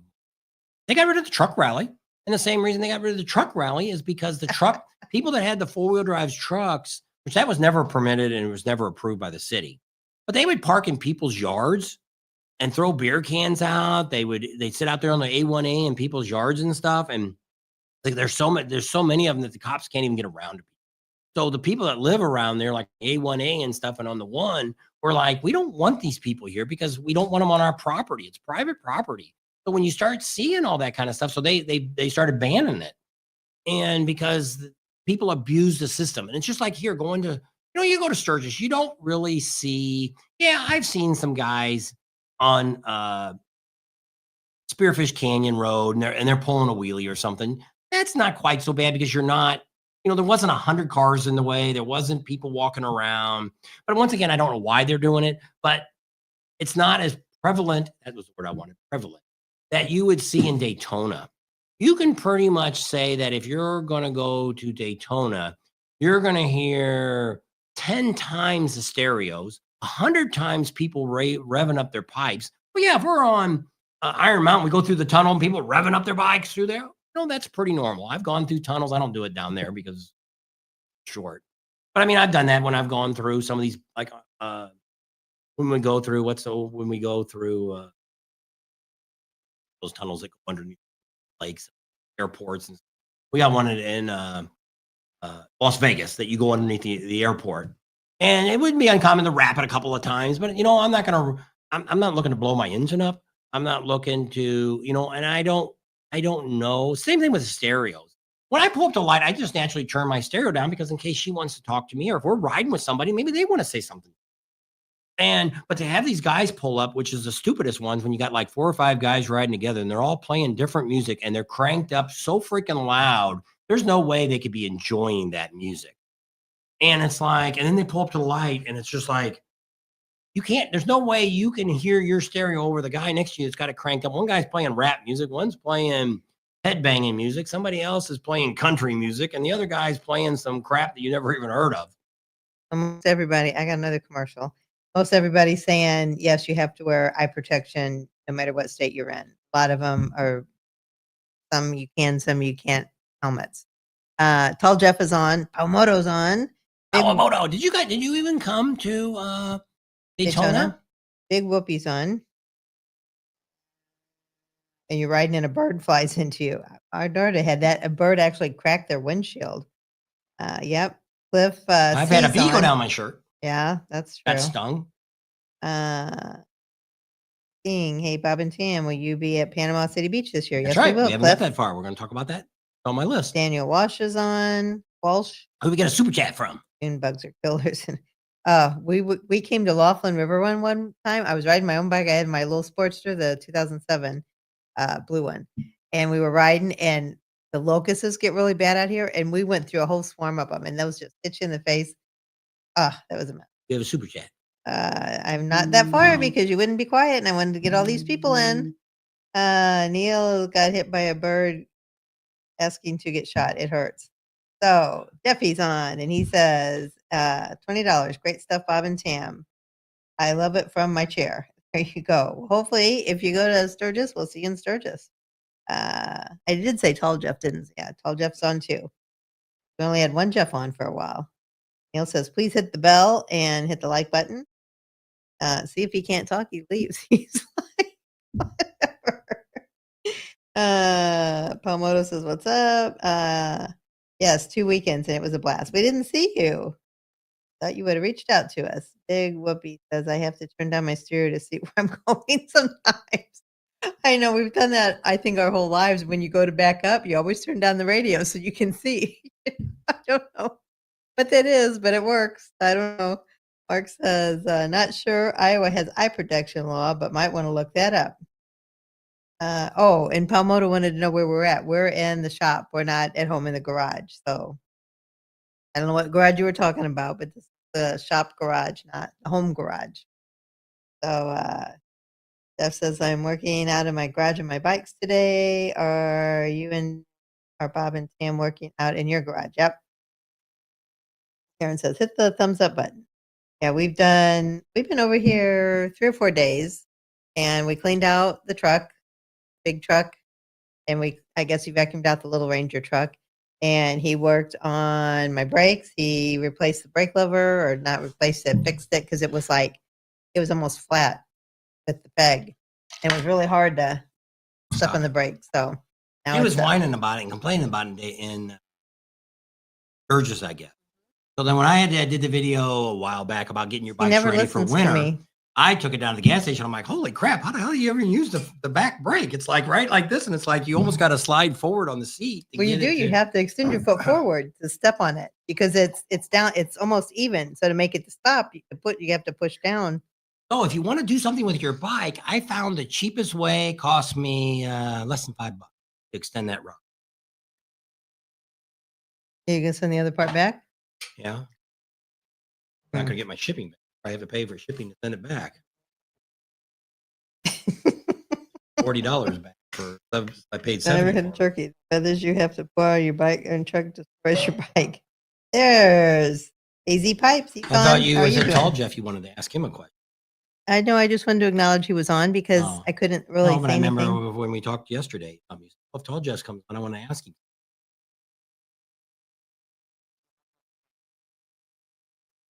So Andrew's on. Says hi everybody.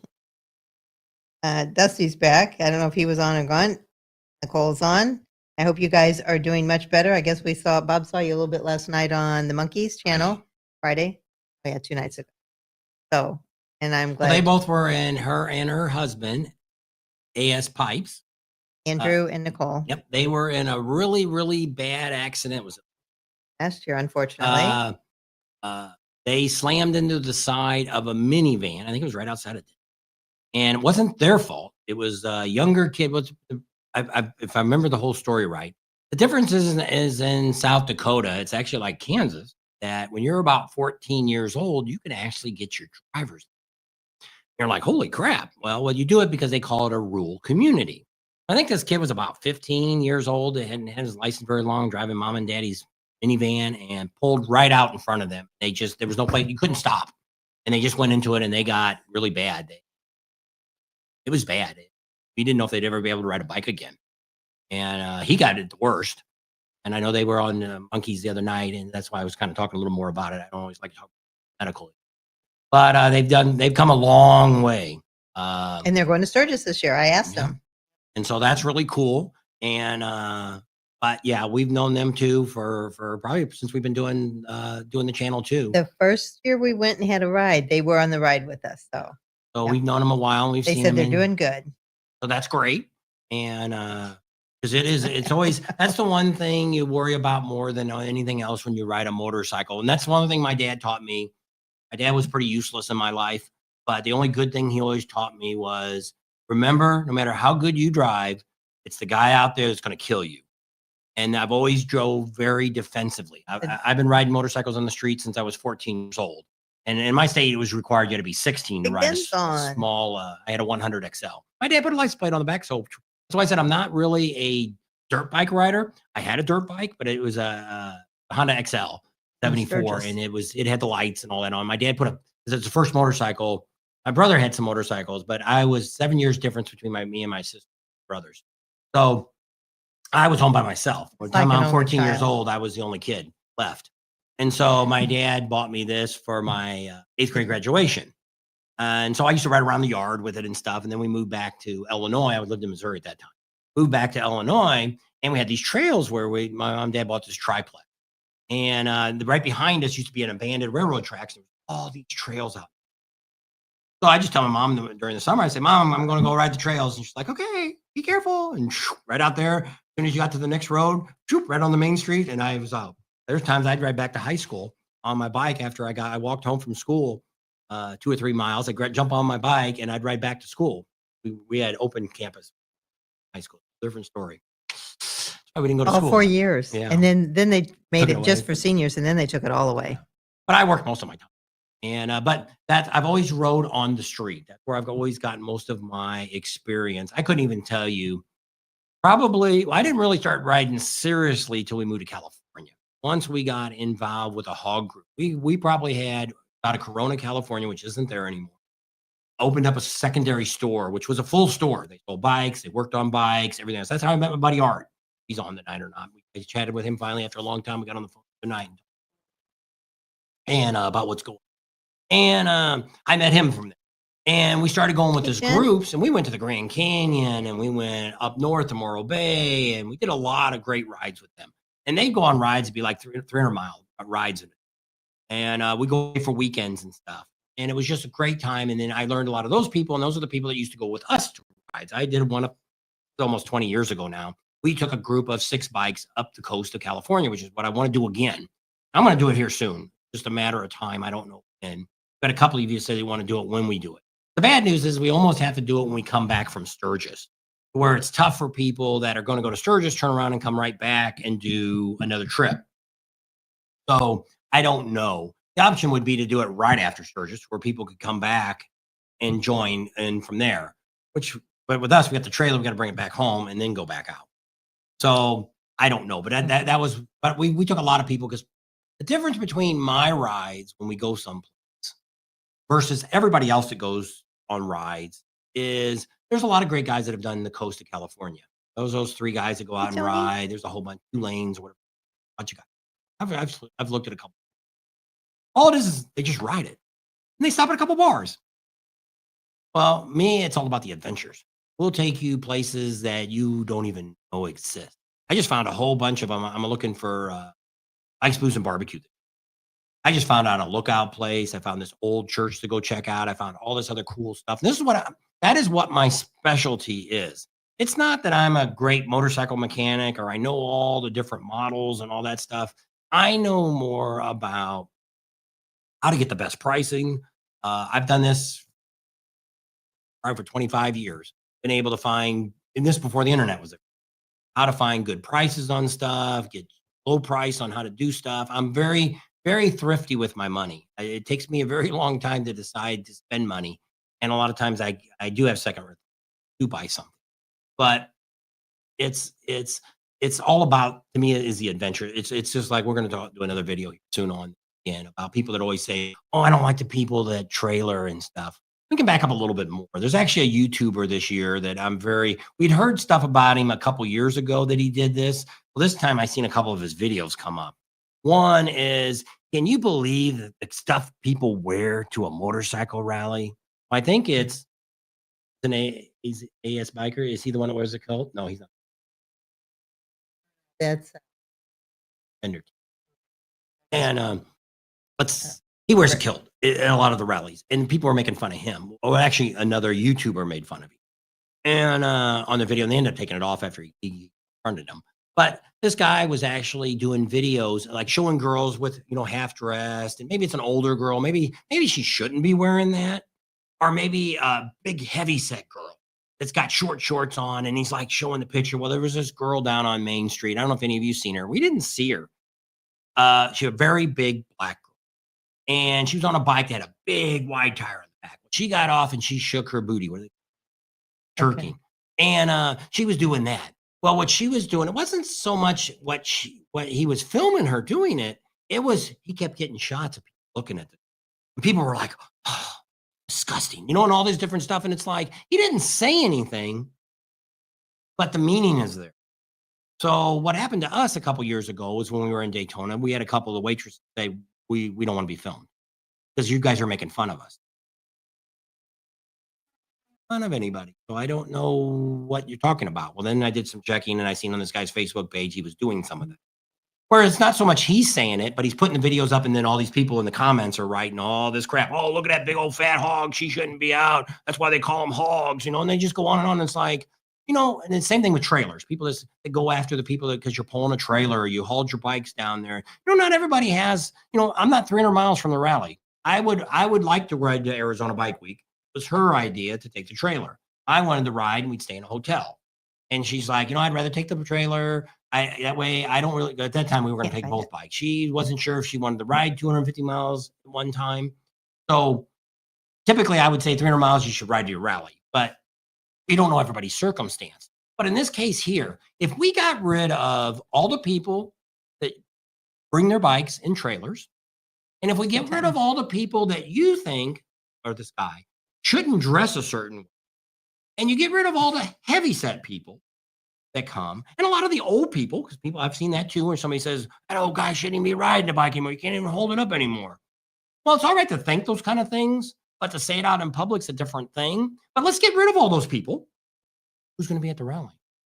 There won't be any rally. That's what I keep telling people with the trailers. They talk about Daytona. I would say 75% of the people probably come to Daytona is brought them on trailers.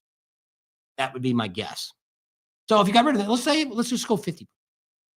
So this year, I just seen the numbers today came up. They pinged phones for the whole week of Daytona, 10 days at the International Speedway. They came up with 138,000 people came through Speedway. Now, how many people came to the 200 that drove cars that don't even own motorcycles? They came to watch the racing. How many people there, which I seen a lot of people pushing strollers and stuff. It's a little tough to put a stroller on the back of a motorcycle. I've seen wheelchairs, but I've never seen strollers strapped to a motorcycle. So how many of those people were actually tourists or locals that came? So once again, we get back down to what I say. There's about 30 or 40,000 people probably actually come. They say they didn't double ping anybody. Here's Danny. But in our case, how many phones do we have? 4. So we would have been counted at least once, 4 times. For only 2 of us. Not saying anything else. You could say the same thing. Maybe you got a phone, your wife don't have a phone, or maybe your wife's got a phone and you don't have a phone. Or maybe you're like Neil, he turns his phone off during the rally. He only turns it on when he wants to talk to somebody. You don't want to go into Rome. You don't want to get wear his battery down. Yeah. So we want to say Cooper Pee-wee 23. We want to say a special hi to Josh, Liz, and Abby. How you guys doing? Josh, Liz, and Abby. Are you guys having fun tonight? So I guess Tall Jeff wanted to know where you got the window accentuator, however you say that, for the Mustang AutoZone. I thought that's what it was. That's what I've got written up there, but I didn't want to say that. I either thought it was Bob gets a lot of the parts for the cars and stuff at AutoZone because then you get a lifetime warranty. So if it ever goes out again, which is the second time it's gone out on the Mustang, but it's also a 2002. So yes, we got this hour. It's sponsored Bob and Tam. Oh, hey, you knocked down your thing. Backwards? Oh. Probably backwards. What? All right. Yeah. Twisted Tea. What do you say about Twisted Tea? Keep it twisted. Billy said so. And I don't normally drink, but if I do drink, it's a Twisted Tea. There you go. That's telling the truth. It is. I don't drink very often, but usually if they have that, go. It's not as. You can buy her a Twisted Tea and she'll drink it. There you go. The up and down thing. Yes, it is right away. You know if it'd be backwards or not. Yeah, well, because I noticed when I went to do my hair, I'm like, that's the right side. Because usually if my hair looks all funky and I go to try to fix it, it's always the wrong side. Yeah. So I don't know what you did today, because even this is right, isn't it? Yep, Bob and Tam's. It's in the right direction. So there you go. I think I might have. Sometimes you got to do a mirror. Hey, Randall's on. How you doing? Did you get moved into your house down there? We're starting to move in the new house next weekend. It's time. I wondered that when we saw in Burgess? Mike's Blues and Barbecue. He's the one that we've seen a few times when we go through driving out the Daytona when we go through Lafayette, Louisiana.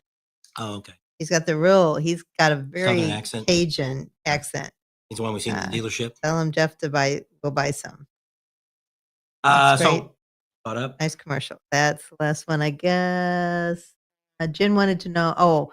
Jen says she's on and she's from Kansas. I just wondered what part of Kansas she was from. And Paul Jeff wanted to know if he was a professional mechanic once upon a time. I used to be ASE certified auto mechanic, but I have not wanted to worked say on yes. cars. What? Just say yes. A lot of people would ignore them. I Oh, don't know when I quit working. We moved out in 2007. Yeah. So when I moved to California, I decided I sold all my tools, everything, because the bad problem I have, if you watch my channel very long, I have a very low tolerance for stupid people. He doesn't play well with others. If you don't like what I or work say, well. you shouldn't ask me questions. That's the first thing I always tell everybody, because the way I am, I'm going to tell you the way it is. And if you don't like it, you shouldn't have asked a question. If you come up and say, just like Amzoil Adam said, what can I do to get my channel going when he first started? I said, you don't want to be honest? You are an ugly, bald man. He had no beard or nothing. Go back and look at his channel. I showed it to, it was Lisa. I showed it to her and he's like, she goes, oh my gosh, he was ugly. Tonight. And I said, I told you either need to grow a beard or wear a hat. He said, well, I don't like to wear a hat. So he grew the beard. He looks 100 times better and he's got a better channel because he's got the beard. So shouldn't have asked, because she always says, oh, you shouldn't have said that to him. He asked. I told him the truth. So my problem is I've worked in a shop for as little as 2 or 3 hours, and I've never worked at any place more than about 1.5 years. So because I always got to the point where if you would tell me to do, if I'm doing brakes on a car or I'm doing whatever I'm doing, they say, we don't want you to do it this way. And I'm like, no, this way is the right way. Oh, we need to cut corners here. Can you just not skip this part? I'm like, no, no. And they're like, well, you got to do it because we told you so. No, you don't. I'll back my truck up to the lift, roll my toolbox in it, and I go down to the next shop. And I always had the same line that I said, I'm a mechanic, I'm certified. Here's my deal. Work me for 1 full week. Don't like what I do, don't pay me, and I'll go down the road. For anybody, not pay. So when I moved to California, I said, I'm tired of this. Tired of turning a wrench. There ain't no money in it. I'm getting out of it. There, I went to work for a gas company for 17 years. And the idea there was because I really worked for myself. Pretty much. That's the only reason he lasted 17 I was a service technician. Well, I was union president for 3 years too. And that was kind of cool because you could actually go tell the CEO to F off. And there was nothing they could do about it because when you talk to them, you were in the same level, even if as a shop steward, you're that. So I was pretty much involved with the union within the first couple of years of working there. I was always involved with the union. And I became president for 3 years. That was a full-time job. And so when I came back, I still had a couple more years to work. And then that's when I figured out I can't do it anymore because I knew too much about the company and I knew more than their management did. And the management didn't like that I was smarter than them. So then that's when I decided to retire. 5 years. Orange. So You're from Wichita. Mark says what he found looking up. So he must have been looking at every single state. Iowa is the only state that does not have eye protection law. But you have to wear, is it a helmet state? That's what you'd have to know. If it's a helmet state, then you don't need to wear. Or if it's one of those because there are a few, if the windshield's tall enough, you don't have to wear it. So we'll get back into the rallies because people were asking us what else we were doing if we're going to make it. So after Leesburg in April, we're on the bike the rest of the time. So we don't have a car or anything else. When we get to Leesburg, somebody's picking us up from the airport, taking us to pick my bike up, and then we'll be on the bike the rest of the time, the rest of the 3 rallies.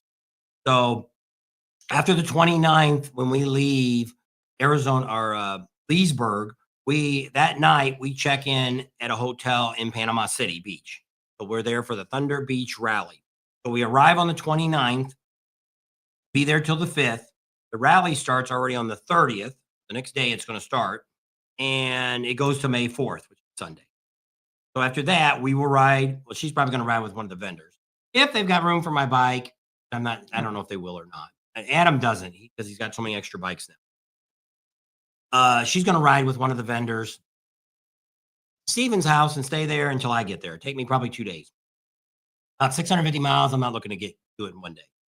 So Myrtle Beach, right now, we're figuring we're going to get there by about May 7th. and be there till May 20th. The rally starts May 9th and goes to the 18th. So that's Myrtle Beach. Then we I'm only gonna fly be there back till the home 12th. then.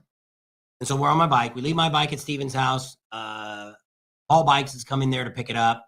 That's where he ends up deciding Coming that's where he down, wants it. Shannon. That's where we got set up right now versus at the dealership. I thought he lived on a dead end street, but he said no, it goes. Never went the other way. We only came in one way and went out Yeah. the same way we came in. So then the bike is going to be flown to Sturgis, but it won't get there Not by flown, June 10th. driven.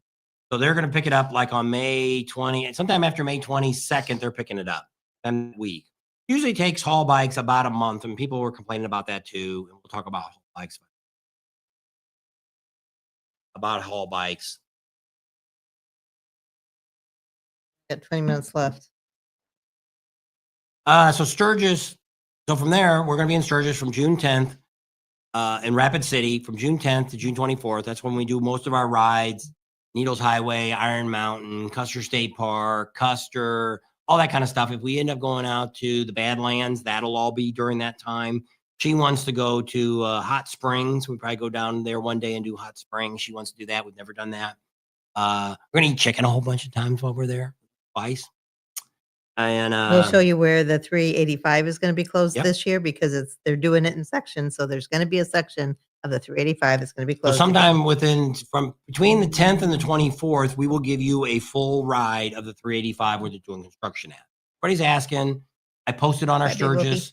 We have our Sturgis page. We also have our Bob and Tams. Those are great places to get a lot more pertinent information, a daily stuff of what's going on. And then on the 24th of June, we moved to Kathmandu. We're in Kathmandu from the 24th of June to August 11th or 12th is when we pull away. So if you want to come anytime before the rally, they have room. So if you got a trailer, you want to rent one of their cabins or something like that, and let's say, hey, maybe June 24th, you want to be there over the 4th of July. You could be there and you could celebrate it with us and do some fun stuff with us. We do rides every day. We're doing something every day. We put a video out every single day. There is so much freaking stuff going on in the Black Hills. It's ridiculous.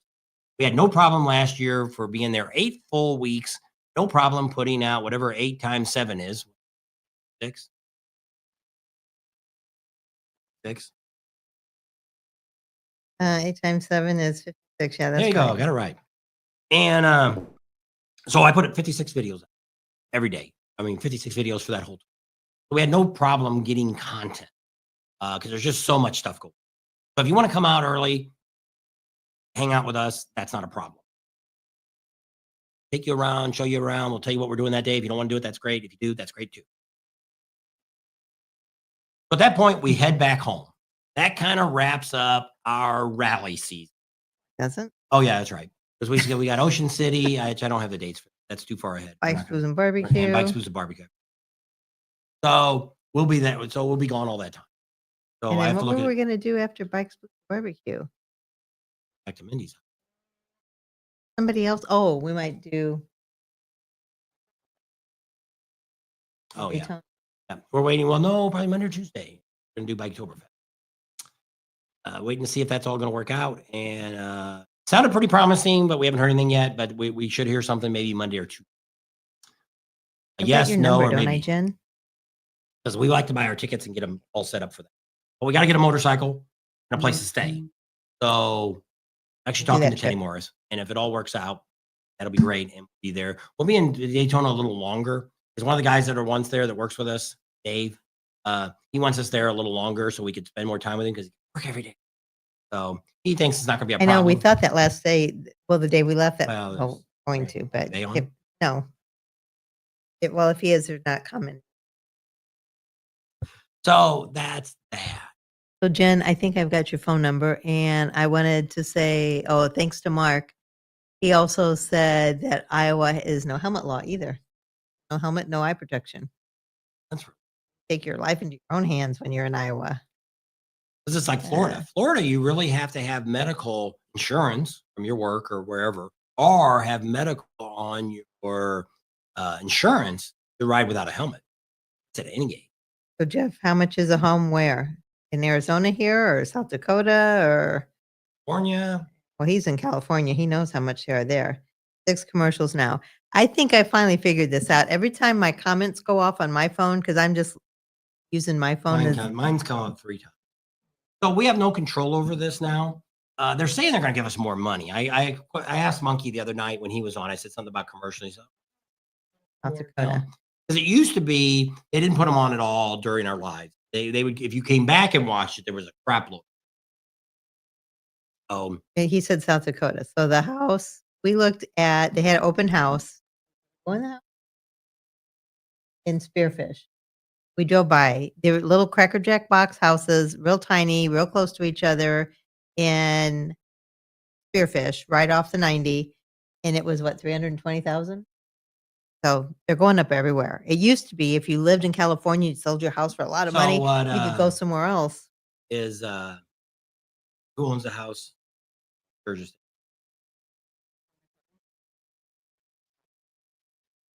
No, that. So you can get, like they were saying, what's that town that's close by? They said houses are a lot cheaper at. I think that's where we went and filmed those. Whitewood. That you can get an older home for about 150,000 and up. But if you want something nice, there is $500,000, $600,000 homes there. What's happening in the Black Hills is the Air Force Base out there is going to start. I don't know if they're building them or Neil probably knows a lot more if Neil's still on and tell us what's happening in Ainsworth out there. They're doing stuff. There's a lot more factories and stuff coming in out there. There's talk in the next 10 years, there's going to be a giant amusement park. They're thinking about building something similar to Silver Dollar City. Something like that is being talked about. So that's happening. And there might be a fire track coming. Yeah. There's talk on that too, that NASCAR might build something up. There's a few tracks that are starting to close up because of issues that are going on. Communities wanted that land to build something else on it, houses or whatever. So there's some issues going on that there's a good chance that NASCAR could build a track in the next 10 years out by Rapid City. So that's all we've heard from several people on that. That looked really good happen. And so we'll see. So it is growing area. It's kind of like what we have out here. Our house right now is worth somewhere around 375 to about 4.25.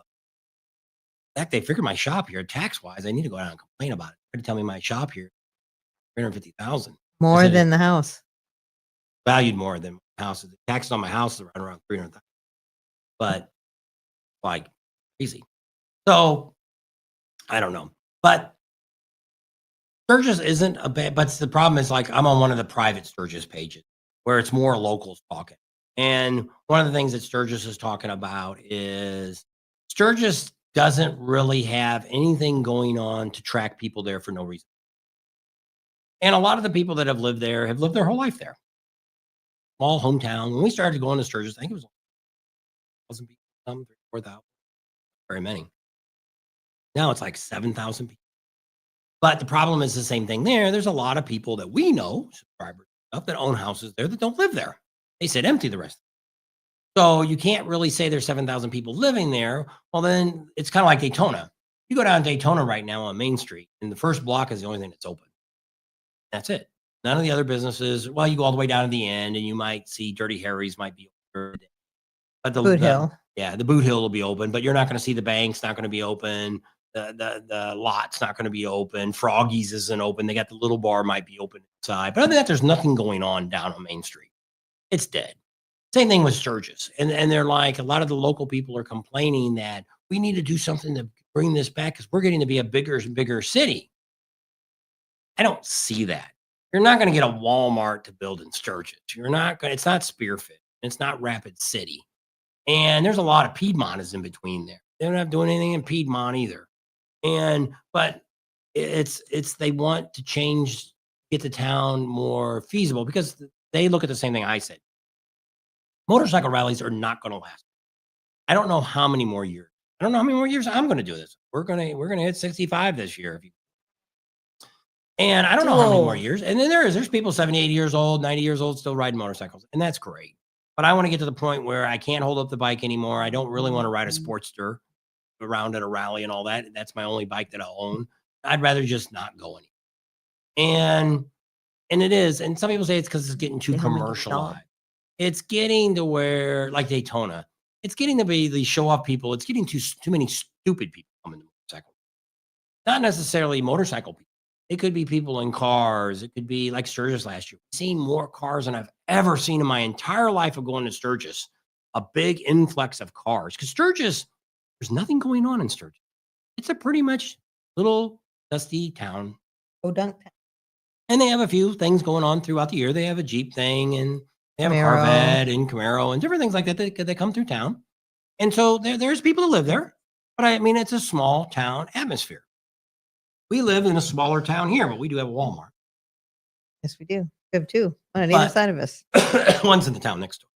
But you look at Sturgis, and you can't make Sturgis into Spearfish or Rapid City. Just isn't got power. And they complain that people don't make good money there. Our top wage in the town we live right here in Arizona, $13 an hour. That's what the city workers, $13 an hour. That's top dollar. I'd hate to could tell you work what I for made in Arizona, in California. Dot trucking, they pay a little Well, better. but even dot trucking, be a truck driver is between $75,000 and $100,000, depending on if you want to unload the trucks. I mean, you're on the road for a week, and you get to come home for a couple of days, and you're on the road again but they're short hauls. They go to California around here, so it's. Good But I mean, on that's that. probably our best paying job is in town here. But you got to have a CDL and not have no accidents, and not have an accident with their trucks and all that kind of stuff. So it's a strict place to work for. But I mean, that's our best paying place here. But when I first came, just like at the gas company, they have Southwest Gas here, which does Las Vegas too. I would have took a $20 an hour cut in pay. I made, and the benefits weren't. So it's like, and I thought, well, there's no use me. You want to work for them if they don't have the same quality of work that here it gets to be 120 degrees. Well, when I worked in California, we weren't required to go in attics for a turn on if we get the appliance to come on when we're down low, if it's over 100 degrees, because the attic's about 150, 60 degrees attic. Here it's 120 degrees out here in the summertime, 150, 20. It's getting close to 200 degrees up in that attic. Well, for us to climb up inside there, the gas company that I work for, I didn't want you to die and make a lot of money from the gas company because they sent me up there. So with us, but here they require you to go in the attic. Doesn't matter. It gets hot out here. You should know that. So, graphics wants to know where we're going to stay in Sturgis this year. And it's going to be at Kathmandu is the majority of it, a couple weeks in Rapid City, but that's way before the rally starts. Calypso Notch says they make a boss hoss strike for about that same price. They do. It's a lot of money for that dragon. I can't wait to see it. Oops, I sent it to your contact. It doesn't matter. I'll get it either way. Mike, XM Biker. Tam, after the live, can you have Bob read the text? Okay, I'll have him read that. Kathmandu is at exit 34. And Same then, one is got you, Bob. the I Veteran get it. Cemetery exit. You can actually get off the same one Kathmandu is, or I mean, kickstands, and you can loop around the back way. We just get off at the Veteran Cemetery. That's just it's Yeah, always so the way the we only go. bad thing is the road. I rode on that road. It's not that bad. The gravel road, but I mean, she rides on it. So you I ride mean, a I don't sports car on it. go as fast as I can, but I take my time and watch where I'm going. But yeah. Well, she wouldn't ride on 385 though. Oh, those are boulders. That wasn't a chat road. Does anybody know what chat is? I asked the question that the other day and somebody said, what's chat? And I'm like, it's like rocks, gravel. It's chat. loose gravel. And they're Chat like, well, see, we used to have chip and what do they call it? tar and chip. Tar and chip our streets back when we lived in Illinois. That's kind of the same kind of gravel. It's stuff that's not, it doesn't compound. I think we have like grade 5 or grade 8 that's out here. It's got a mixture of dust and all different size rocks. Sand. That packs it down. Where the loose chat is more loose than it is. It's normally puts down more to soak up the oil. I think off it the was road. somebody on here we were talking and I said chat and then somebody wrote back and they were like, what is chat? Like, what? So a couple other things I wanted to talk about before we got off. Got 6 minutes. I might do like the monkey and do 4 hours.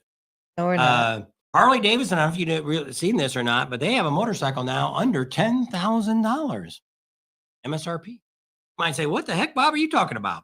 It's a 2025 Nightstar. And they do have upgrades. You can actually, which is kind of cool. It's almost like the old bikes you have where you could buy backrest and buy all this different stuff. And you could have it pre-put on before the bike arrived. So the factories do it versus having a dealership do it. It's kind of cool. But then, of course, that adds more price to it.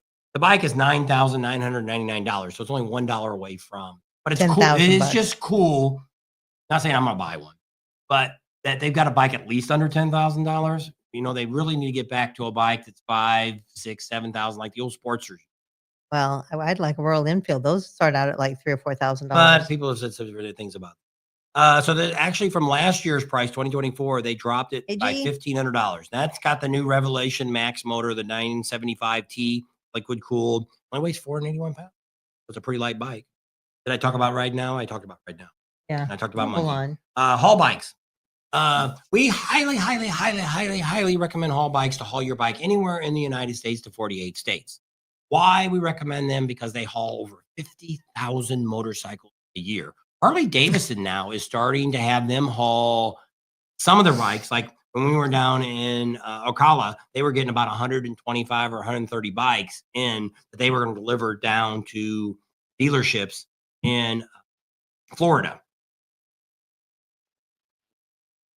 Jim says they have a $10,000 bike and they have a $110,000 bike. Oh, we'll talk about that too. Remind me about the 110. So haul bikes.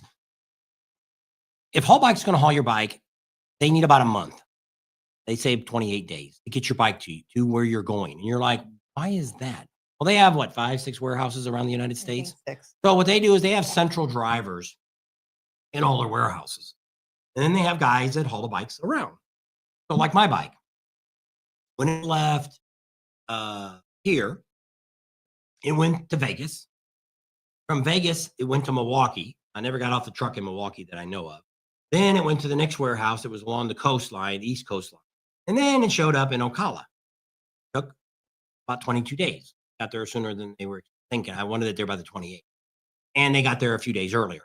So that you have to realize that in the first place, that it's not going one way. It's not picking it up at your house and they're going to haul your one bike to Sturgis, or they're going to haul it to Myrtle Beach or wherever it's going to. Like my bike will probably end up, could go either way, end up going to Milwaukee before it goes to Sturgis, or it could go to Florida and then back up the hill. I think we asked the guy because I think Myrtle Beach is almost exactly same miles from Ocala to Pennsylvania. That's one of their warehouses. So we asked when we picked it up, and he said no. He says, I think Myrtle Beach is in our system. So Ocala, Florida is going to pick it up. And I'm assuming they'll either take it to Milwaukee or Pennsylvania. And then from there, it'll go to Milwaukee probably. And then Milwaukee, it'll end up in. And so that's pretty normal for them. The advantage of them is they give you $15,000 worth of coverage right off the bat. Insurance. To cover your bike. If you want more, it's cost you $140 and that's it. And you put down what your value is. You can't make it say I got a $110,000 bike and it's really worth $25,000. They're going to give you what it's worth. But if you got accessories on it and stuff, that's all covered. So that's the first thing you have. And then watching these guys, if you watch our videos around Mecum, they are class act. These guys all ride motorcycles. Everybody that drives their trucks, it's a requirement that you have a motorcycle license, ridden motorcycle. Most of them have that I've talked to so far. I've talked to probably half the drivers. And they're all great guys, great truck drivers and stuff like this. Yes, things can happen. Like there's somebody on Facebook this week that actually had, what he did is he lives in Tennessee, I guess. And he bought a bike in California. And I don't know how he did this, but he traded his bike into Tennessee.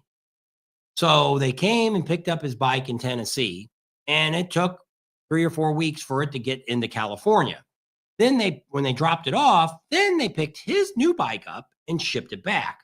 And there was a little bit of a delay there. They said either the guy was sick, one of the truck drivers got sick when he called, or the truck broke down. Things can happen. So he was really upset about it. Well, he says he called the owner and talked to him, which I sent his information to the company and hear what the response is. And the owner told him to go F off. So I don't know, but I mean, I don't know how the guy approached when you're calling about your bike. But when I talked to them and when I went online, it told you right off the bat that they require for a cross-country trip 28 days. But that's not saying your bike's going to be there. Pick that one up, because I'm saying the dealership probably didn't allow that new bike that he bought to be hauled away till his old trade-in got there, because to make sure if the trade-in never showed up, they already sent the bike, dealership's out whatever they gave him for his trade-in. So which I don't have no idea anything about the money and everything. Because it ends up being the guy that wrote this is the brother of the guy that actually is complaining about it. But that's not the guy. The brother is doing all the complaining online. So I don't know the whole story. And it's very, which I end up sending because the guy posted it. The problem you worry about, which I say with a lot of these guys that say, I'll haul your bikes. Okay. First of all, you want an insurance binder that says your bike is insured by whoever their company is. Because your insurance on your motorcycle probably isn't going to cover you in transportation. Second of all, you have to worry about, does this guy even have a CDL? Because if you're hauling stuff commercially, you need a CDL license. If they would pull him over, like there's some of the vendors that we have do not have CDL license, and it says on the side of the truck for personal use. Well, they pull a guy over with a trailer, state police, and they open the back of that trailer, and there's a dozen bikes in it. Whose bikes are these? They're mine. Well, let's run a couple of these plates. Your name Joe Smith? Is your name Jim Bob or whatever, whatever it is? No. Well, these aren't your bikes. Are they stolen? No. I got contracts because I'm hauling them for people. Let's see them. Oh, you're a commercial driver. We need to send you up to the weigh station here. We're going to spend some time. Days, could be weeks, could impound the whole load. You may have to go and pick your bike up wherever it showed up at. So those are the things you need to know before I let Joe Schmuck haul my bike.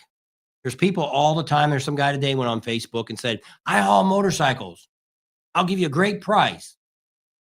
Sturgis. So I Googled him. He got his name on the side of the trailer. No such name. Found out he's in Minnesota.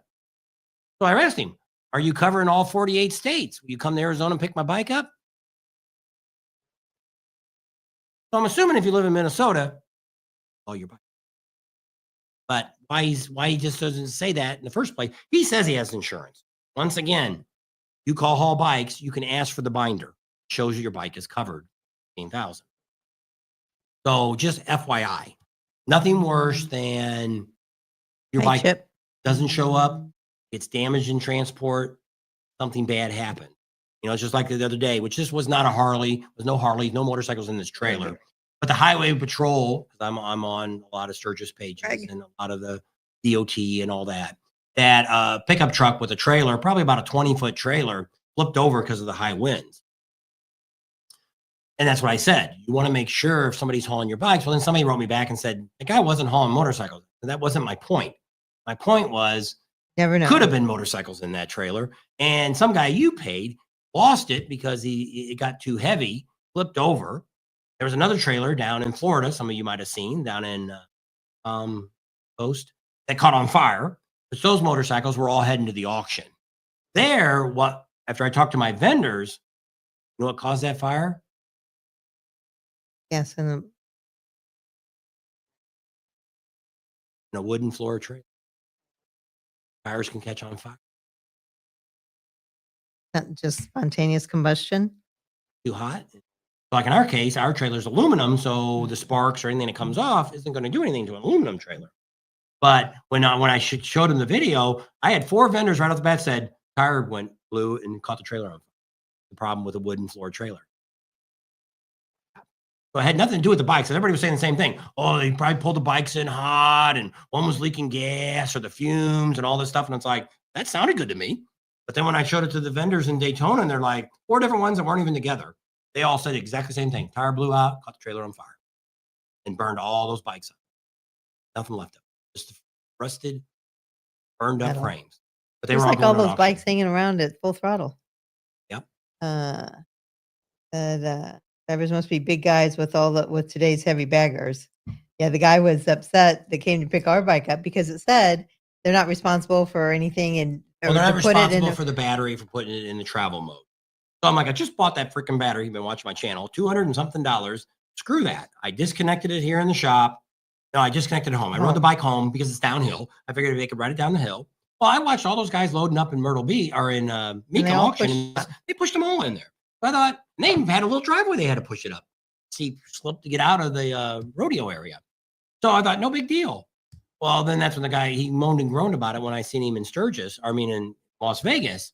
Why'd you disconnect the battery for? We would have charged it back up. I said, no, The batteries today, if they get below about 9 or 10 volts, they will not charge back up.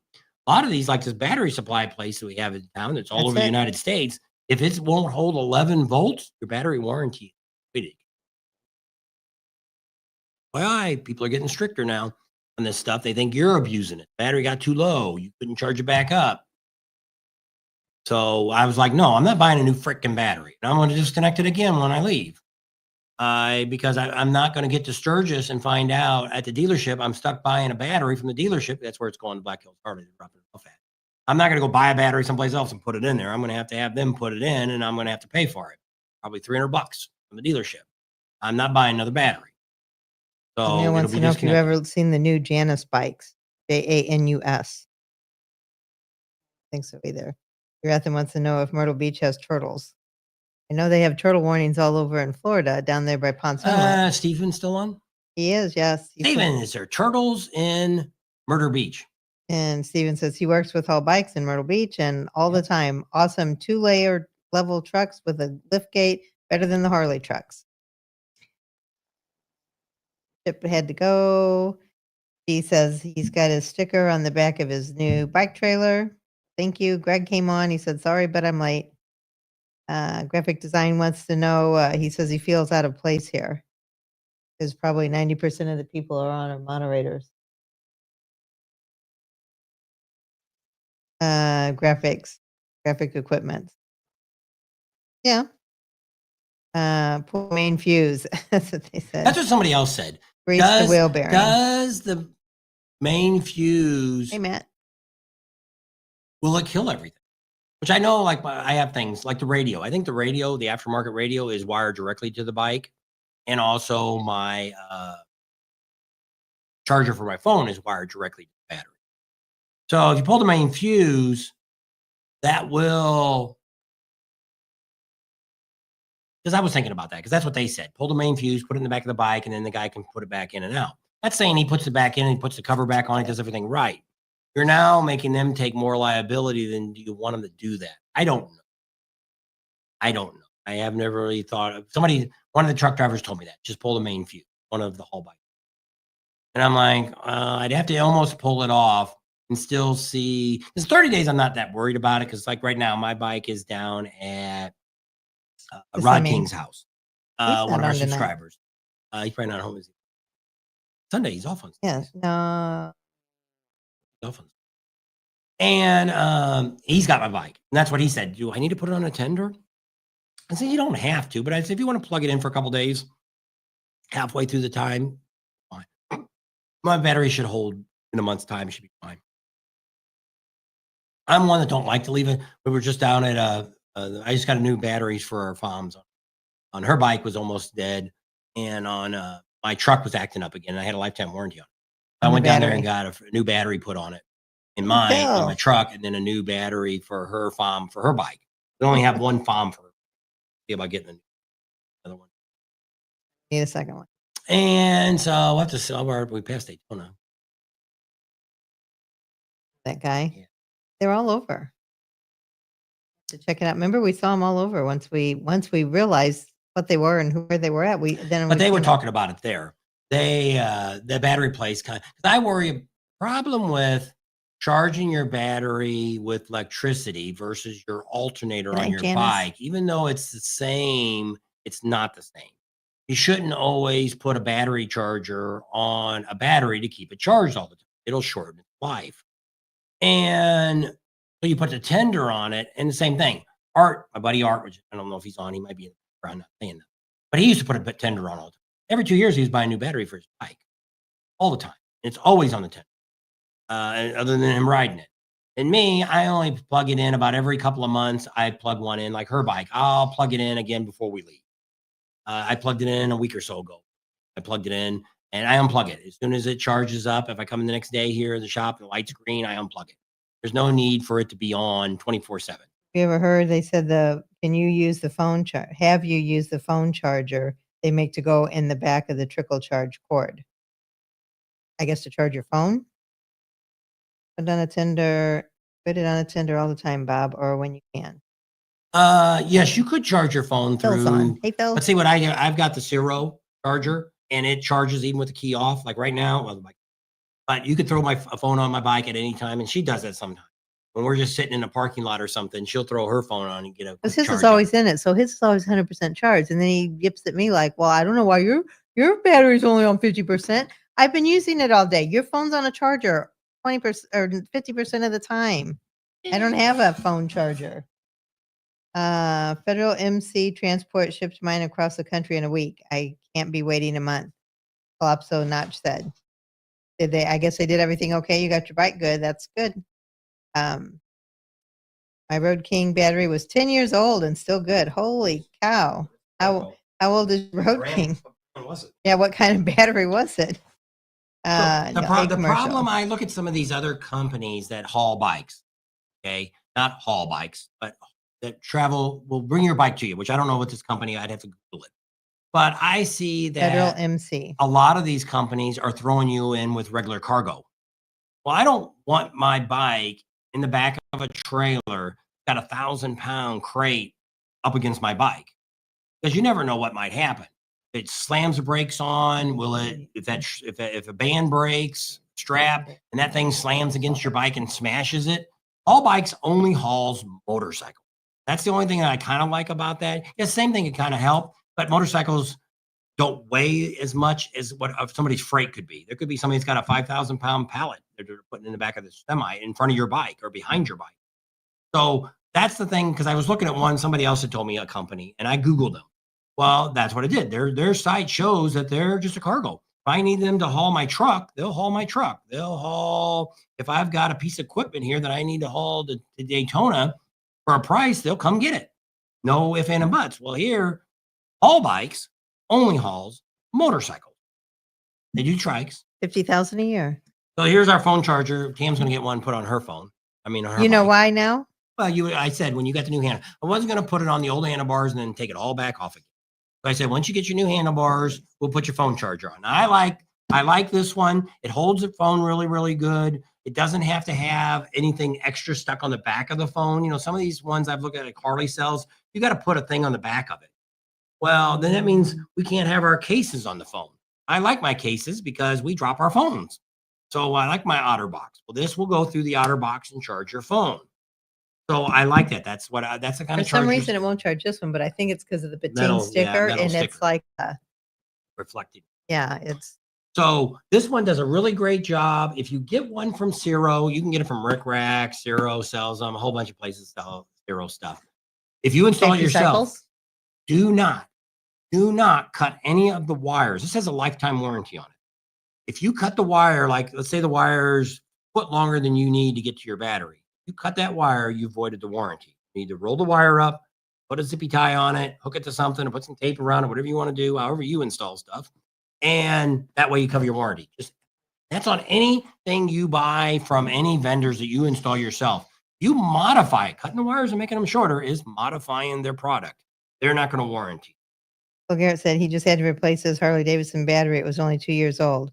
Good to carry a Norco charger just in case. Graphic said he's got a 2006 Road King. It's a Harley battery, and he doesn't arm the alarm, but I will put it on a trickle charge once in a while. That's the one when it gets below 12.3 volts. Well, see, mine, my bike automatically turns the alarm on. I don't manually have to turn my alarm on. My 2014. If I walk away, it beeps and it's on. Sometimes you walk up to it, you breathe on it, and it. Well, I think the battery's getting low in that again because you got to kind of move it around.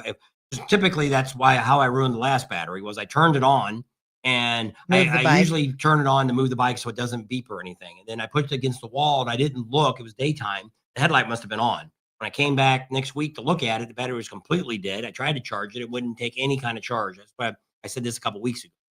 Batteries have gone to crap in a handbag. When I used to have a service station, this was in 1980, I had a service station, sold interstate batteries.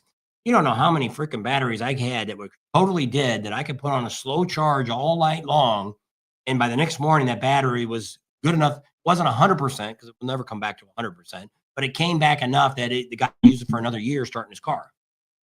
Neil says 5 or 6 years ago, Black Hills Harley, they had sold a battery jumper that's the size of your cell phone, but twice as thick for $150. He said it started his diesel in Alaska at 20 below. Well worth every penny of it. And there's a lot of times like that. It's not a bad idea to have something to take along with you. We have a couple jump things. I got one here that I usually keep in the truck that it's dead right now. Charge it up, fire, take it home, right wire. But it's one that years ago, which is the truck's getting that way. We're at the point now, the batteries are 3 years old again. Close. So somewhere along could be the trip to Sturgis? or to Arizona Bike Arizona. Week. We might get up in the morning, the battery won't start. So I'm prepared for that. We'll just go to Arizona, or I'll jump it, and we have towing too. But we jump it, and we'll go down and buy 2 new batteries at AutoZone or whatever. I just go to AutoZone batteries. They're nationwide to get in.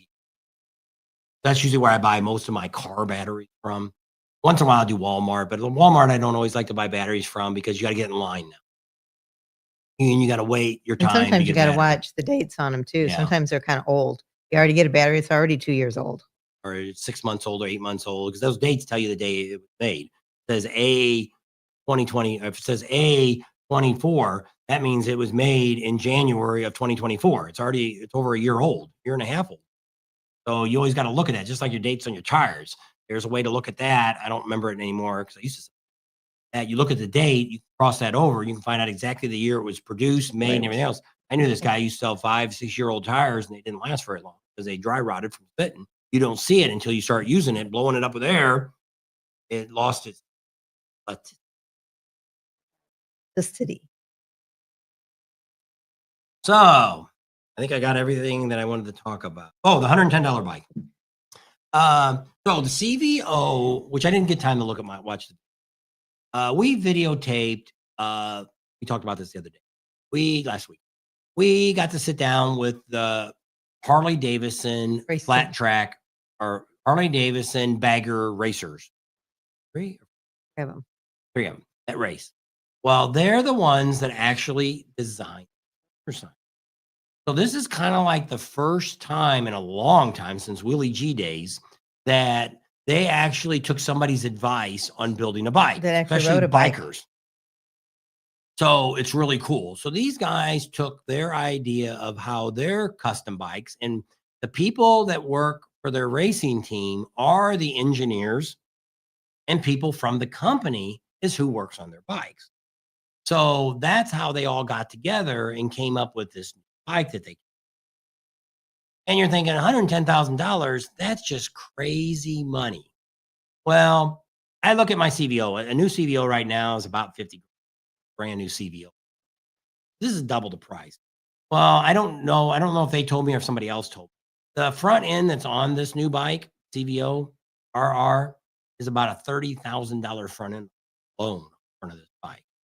It's got the Orland shocks and all that. It's got a lot of things that you would not get on your standard bike. Here's what we want to tell you.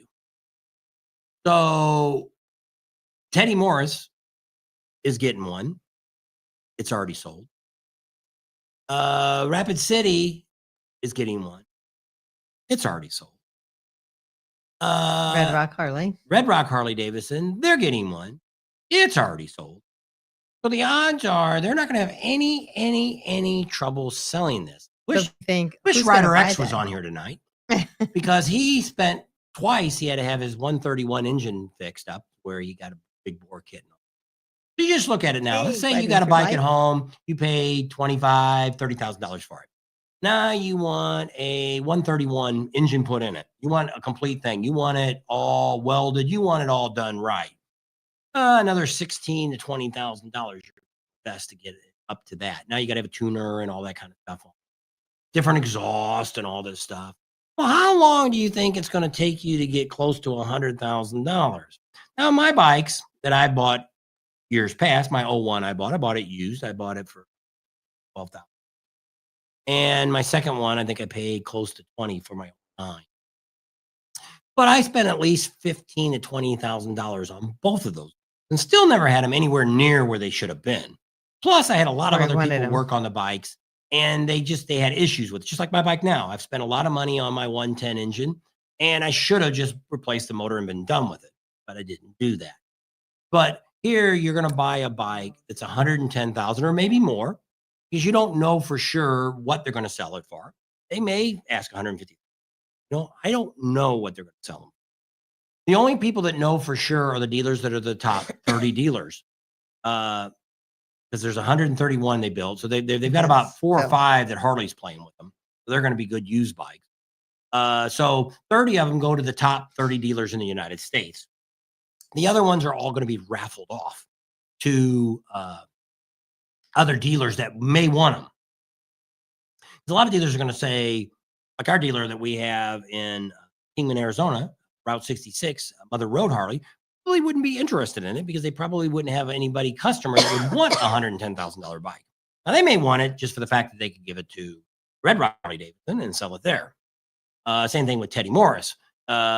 He's not going to have a trouble at some of his dealerships probably to get rid of them either. So if you're a bigger dealership and you've got people coming in with money, really not. Look at a car nowadays. You're spending, if you want to get a new truck now, look at a new truck. You're looking at $100,000 for a new pickup truck. Granted, this is a motorcycle, but if you can afford a $100,000 truck, you probably could afford a $100,000 motorcycle. I would have never dreamed I would have bought a $40,000 motorcycle. Never in my entire life would I have ever dreamed I would have bought it. But my reasoning was I didn't need to spend a bunch of money on it. And I didn't. For the first 4 years, I only put a windshield on it. Only thing I ever spent on that bike. Never changed the exhaust. I never changed the handlebars. I never changed anything. Different lights. Never did anything. Now I've done a lot more. I'm probably back up to about $15,000 on that bike. Still got issues with it. But so that's the first thing I say. When people say $110,000 is crazy, I already know at least 10 to 15 people that will buy that bike in a heartbeat. And they're not millionaires. They're just like you and me. I'm not going to buy one, but maybe you will. Maybe you want one. But there's people out there. Rider X might be somebody. We kind of said something to him the other day because somebody said he was thinking about a new. And he's like, oh, no, I'm not spending $110,000 for a bike. But I didn't ask him, what do you got in your bike? I'll bet you he's got 75 or 80,000 tied up in the bike he's got. Because it was probably a $30,000 or $35,000 bike when he bought it. Because he's got a CVO. Does it roadside? Oh, yeah. Then he's got more than that. He's got at least 40 grand in it. Bike's doing fine. So anyway, Mike's on in Sun City, but he's late. Gliding Through Life is on. Julie, we're not going to go to TMMR this year. That ends up being the same time as one of the other rallies. Myrtle Beach. The second weekend in Myrtle Beach. And then that's what Garrett said. Professional Monkey got to ride the CVO at Daytona. He loved it. He showed all the premium extras. That's one sweet bike. And it is. And we missed out on it. I don't know how he found out ahead of time. Somebody told him, or I don't know. But by the time we called, they said they weren't doing any more rides. We on could have it. if it had called earlier. Yeah, it would have let us on it. And you couldn't have reached out to us? So I don't know what's with it. I don't know the deal. I don't care. I don't really want a big corporation being a sponsor of me or anything like that. I'm asking for that. But it'd be really nice. Like they had a couple years ago, it was last year, the 24 models came out. They had a ride out here in Vegas. They were test driving all these bikes and a whole bunch. I think Riding the Ozarks came out and Her Two Wheels. And came out here and rode. And I'm like, dude, that's 90 miles from us. We're probably the closest YouTuber Probably around. Steven said, Myrtle Beach, some of the folks come in flip flops and shorts and plop down 55,000s for a CVO all the time. That's right. So that's what I said. It's not uncommon. Now I see down the road things could change because the new generation, half these kids can't even afford a decent car, let alone a motorcycle to go along with it. So that's where I see 10, 15 years. I don't know. We'll see how these next few years go. Daytona's down way low. They're saying 138,000 people. I'm thinking there was a lot less than that. I'd have to know how many people were at the 200 race. I don't know if any of you went to the 200 race that was there. How full were the stands? Were they packed? Were they like the Daytona 500? Are they more? It's like we go to the flat track racing and it looked like ghost town. There was a handful. There was probably a couple thousand people. It was that many? Could have been 5,000. I mean, it wasn't very many, and that's one of the things I always crab about more than anything else is everybody just be it all the time about how rallies have changed. Rallies have changed. They're all commercialized. This and that and all this stuff. Why don't you support the races that they have on? They have a lot of these races that are going on. Not just in Daytona, not just in Sturgis, But Lake of the Ozarks, they have racing there. They have racing even at TMMR that he's talking about. And when you look down there at the track, if there's 20 people standing around the track watching them race, it's probably there are people that are relatives of the people that are there that are racing. So it's like you don't support what you're complaining about. And one of these days it's all going to be gone and you're going to go, what happened to them? Why isn't it there? Much just like us. We just got tickets to go to Jay Leno in a couple of weeks in California. I'm going to go visit the daughter, go to the doctor and stuff. And it's only $40 to go per person. And it's at a comedy club. And that's what I told her the other day. We used to go quite a bit. I've been there a dozen times. Something. And I'm like, I want to go. Jay Leno's getting older, things like that. I'd love to see him one more time. We get to sit. We always volunteer to sit right up front. We're right on the stage. And we're not worried about what he says or does. Great guy. But I mean, it's people like that. George Carlin died on me. I never got to see George Carlin, a great comedian when we were in high school and stuff. We used to listen to all of his stuff. And I always wanted to see him. He died. And it's kind of like that. I've gotten to the point where we're getting said that older. 2 or 3 different times about he wanted to always see Jeff Fogarty, not Jeff. John Fogarty. We did see. We did, but I mean, but people are getting older. Time. If you want to see them, you got limited times. Like AC/DC, I think they're still out on tour. If you don't see them this go around, they may be gone. One of them died. Aerosmith is pretty much done. Even Tyler's not going to do no more. And we've seen Aerosmith, and we weren't very pleased with the concert. But they just didn't play very many songs. They didn't play any of the good stuff that they had.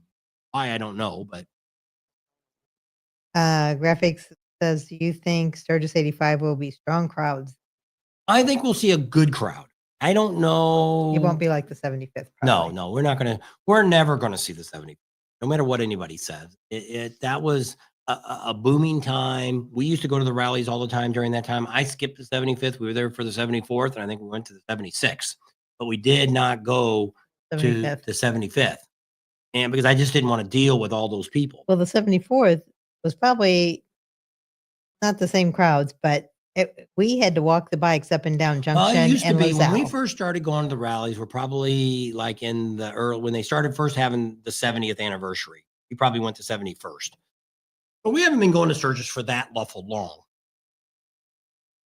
But when we first started going to the rally, now it wasn't backed up like the 75th. 75th, they said it was backed up on the highway. They had police cars out there and everything else because people couldn't get off the exit. But it wasn't uncommon on LaSalle Street or Junction between the stop signs. You really rolled your bike from one stop sign to the next. Like if you were going to go out to the Full Throttle, the old place where they were at, where Steel Pony's at now, or if you went out to the Buffalo Chip, if you didn't go out before 5 o'clock, you waited till 6. It took you 2 hours to get out there. And that's what we knew when we first started going to Sturgis. This is only like in the early 2000s. So we didn't go way before that.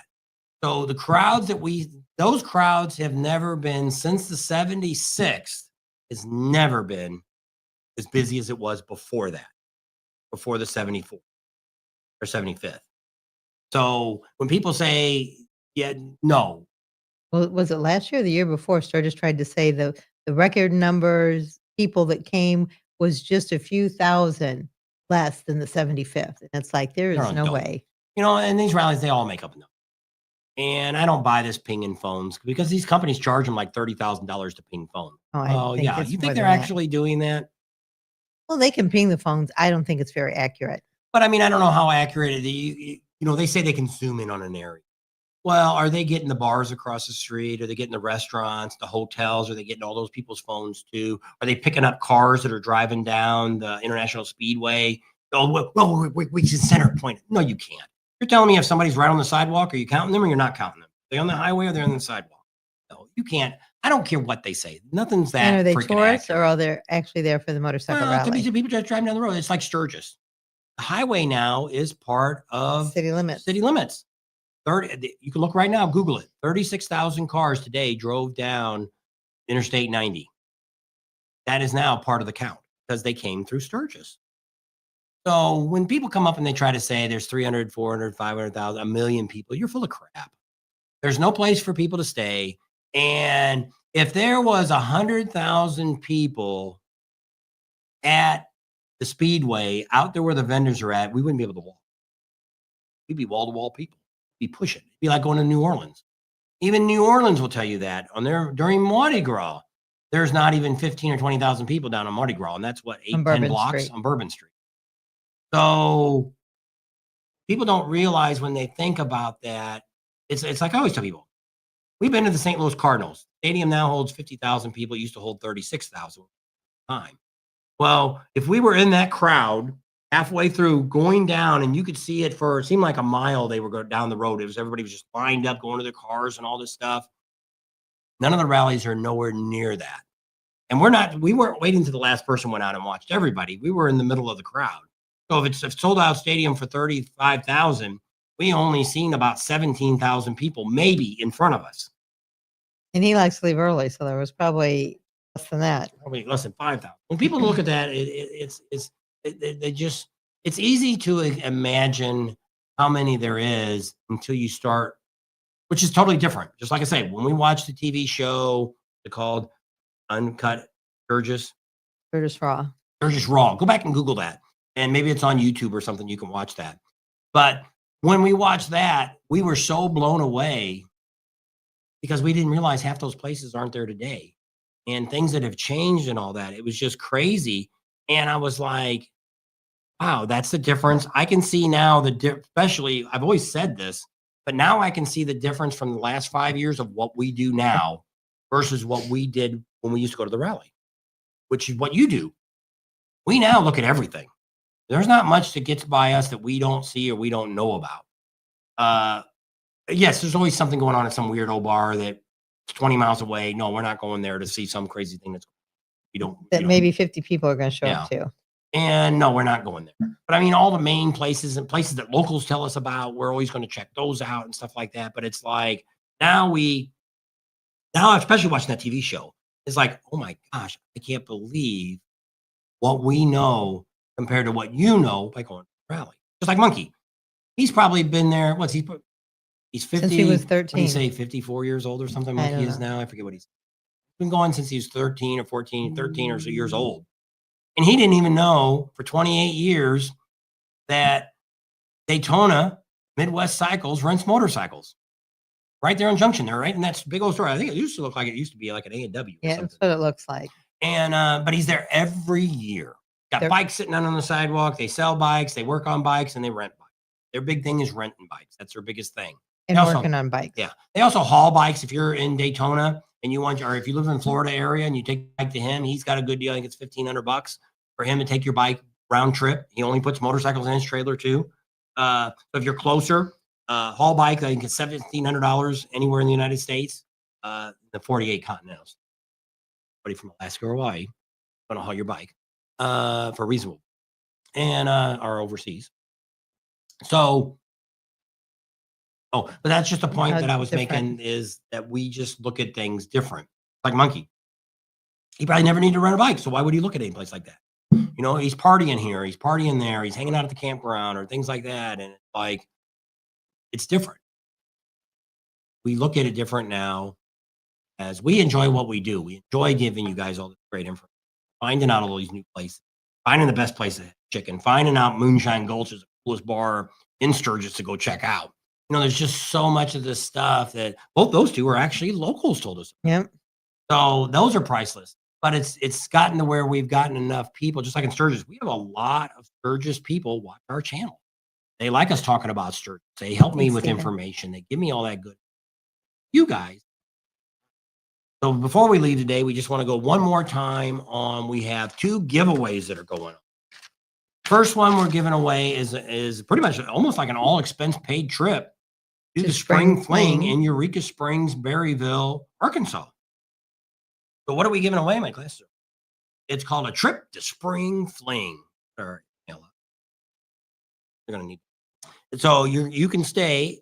The accommodations is going to be by Camp Easy Ride. You're going to get a plush tent with rugs and a bed that's up off of the floor. It's got blankets and pillows and a table in there, and you got chairs to sit outside. Place to charge your phone. They got a cooktop. They do all kinds of stuff. They have mimosas in the morning, and they have coffee all the time, and have parties, and they cook food and all kinds of stuff going on. That's just a great experience. That's free for that whole time for 2 people. You get $500 gas card to get you there and home, which if you're riding your bike, You're gonna have a lot of money left Yeah. over. it'll put a lot of gas back in your car. Or maybe you're maybe you're going to bring a trailer, bring your Yep. bikes on the back of a trailer. That would almost pay for our gas. And all that's going to be at Ozark Thunder Campground in Berryville. And the rally actually starts the 24th, but you're real close to Eureka Springs, and that's where all the cool stuff is. You'll go over to the dealership. They'll have some vendors and Over stuff in going Rogers. over, and that is all cool. So if you're interested in that, you send me an email and tell us why. And if you think maybe I'll just want to win and get the gas card, you're not going to get that. You get the gas card if you get down there. So you're not getting it mailed to you. So if you think you don't know if you can go to this or not, then don't fill it out. We've got about a dozen people, actually 13. That is it. And so there's your opportunity. We'll be calling a winner here in the next week or two. 2 And weeks. give you time, get your plans all set up and get down there. And also get you the wristbands, get in the campground too. Next thing we're giving away is we have a military giveaway that's being sponsored by the Cat House Lounge down in Eureka Springs and also Berryville. Oh, you didn't tell them the last part of that giveaway. You get Oh, an yeah. evening at the Cat House with dinner and Extras. yeah, and they're gonna have entertainment and stuff, and it's all on Jeff and Angela who own the Cat House. And you also be there with Marcus and his wife. Marcus and Oh yeah, I Sky. forgot about the free dinner. Yep. And that'll be like Saturday night or something like that. Friday or Saturday night. Yeah, you probably pick the night you want. So I forgot about that. I didn't have. So that's included too. So this trip's worth about, I'm not sure what he's charging for the campground. It's $700 or $800. Wristbands is going to cost per night. Let's say around $200. That's $1,000. You figure $1,500 with a card, you probably could eat $200-$300 pretty. So it could be a $2,000 value. And not bad. I'd jump on it. But we're not gonna be there. We're gonna be. Next giveaway is for our military giveaway. We're giving away a 2003 Harley Davidson Softail that will be shipped to you. You need to be a U.S. Marine in the United States. Active duty. Yep, active duty. And that's going to be given away on April 25th. You do not have to be present. We will call you the week before and tell you you're the winner. I've only got a handful of entries on that too. So get those mailed in to the same email. If you know a Marine, same thing there is we need to know if you're a Marine, what base you're at, tell us a little bit about your military background. You will have to show us a picture of you holding your military ID next to your face before we call you a winner. Because we need to make sure you are actually somebody and not somebody just making this up. So Phil, you going to Leesburg this year? Are you the one we met in at Hay River when they did the bike world record? Yes, world record. Oh,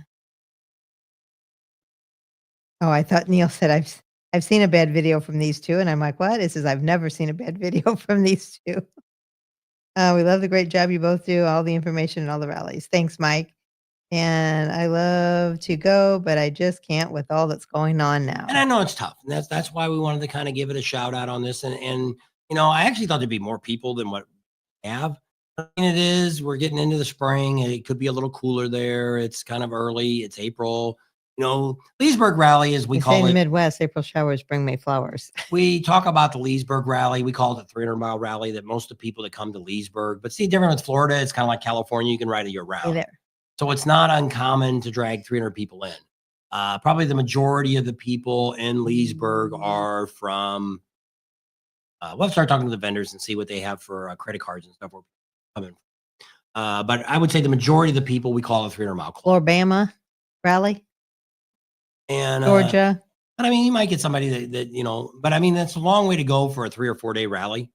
Unless you're like my buddy Art, he was just talking about coming to Daytona one.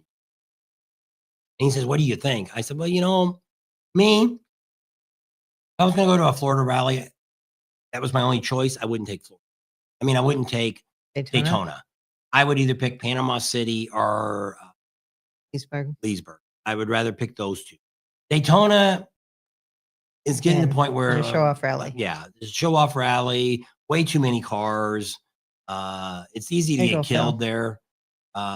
Just a lot of Beautiful stupid town. people on motorcycles that are stupid. They don't know how to ride. They don't know how to think. And I'm not saying they're trailer people. Could just be just stupid people that think they can come to. It's kind of like going to Vegas. They think it's Sin City. Anything goes.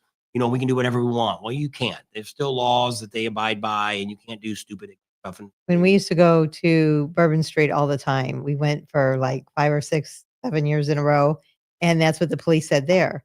They're like, "These people come down and they think it's a free for all. You can do whatever you want, let your hair down, and it's Pee right on the side of the not street. Sin City." And that's what they said. He says, "Is that okay if I come over to your house and in the corner where you're between your lamp and your wall and your couch, I can just pee all over the floor?" And the guy's like, "No." And he's like, "Well, don't do that here in our Well, I house." thought I could because it's Mardi Gras. No, you can't do that. And it's People don't like, think. There's no common sense, remember? We Yep. live in that age. and it's like I'll people text you a few need days for to that. think Sounds good, Phil. before you do your actions. It's like us. We go to all these rallies. We have never, ever, ever been pulled over on Good our night, gliding motorcycle. life. Ever. For anything. Gliding through life. There has been times I've had my sunglasses up on my head. I was looking down at the speedometer or something, or looking at the map, and I'm like, "Oh crap!" Get them down real quick. And I was lucky; I never did get pulled over. But it doesn't happen very often because I'm always kind of thinking about. What I try to do is the number where I just kind of lift them up a little bit and look down. But if I'm, but I know Monkey got pulled over that a couple years ago in Daytona, and he was saying that, but he was stopped. But it's the same thing. You can go to a bar tonight and drink and get totally drunk, and then go out and sit in your car behind the steering wheel, and you can get a ticket for drunk driving. Why? Because you're there. You could have started the car. Now, if you're in the passenger seat or in the back seat, it's a different story. But you can't sit behind the wheel, and that's a guaranteed ticket. Even might take you to the pokey and give you a DWI for it, DUI. So yes, so you got to sometimes think about what you're doing. And I understand sometimes you're drunk. I know Mrs. Monkey was saying the other day she got pulled over, and the cop just said she was checking her. Well, they legally have to have a probable cause To pull you over. Now it could be very simple. They could say we couldn't see your license plate, we couldn't see your tail light, we couldn't see, we thought your muffler was a little louder. So they could have a probable cause. Now they can't, if you're in your car, they can't search your car unless they've got a probable cause too. Like they look in the window and they see you got a bag of dope laying on there, got some pot laying on the passenger seat. That gives them a right to search it. They can bring the dog out and they can smell around your car. And yes, and then if the dog says, I smell dope in this guy's car, then yeah, they could go in there and look for it. But other than that, they legally can't unless they have a probable cause. Now, if you're drunk, then yeah, they give them probable cause to go through your bags too. So it's most rallies know people are drinking, but like when we talk to the Ormond police, you need to eat. You're at a bar, have something to eat. Have a couple sodas or something before you get on that. Don't be guzzling beers all day and doing shots, and it's midnight and it's like, let's go back to the motel. We're in Deadwood. They want to know if you're ex-law enforcement. Even is. You used to work as a kid for the police department.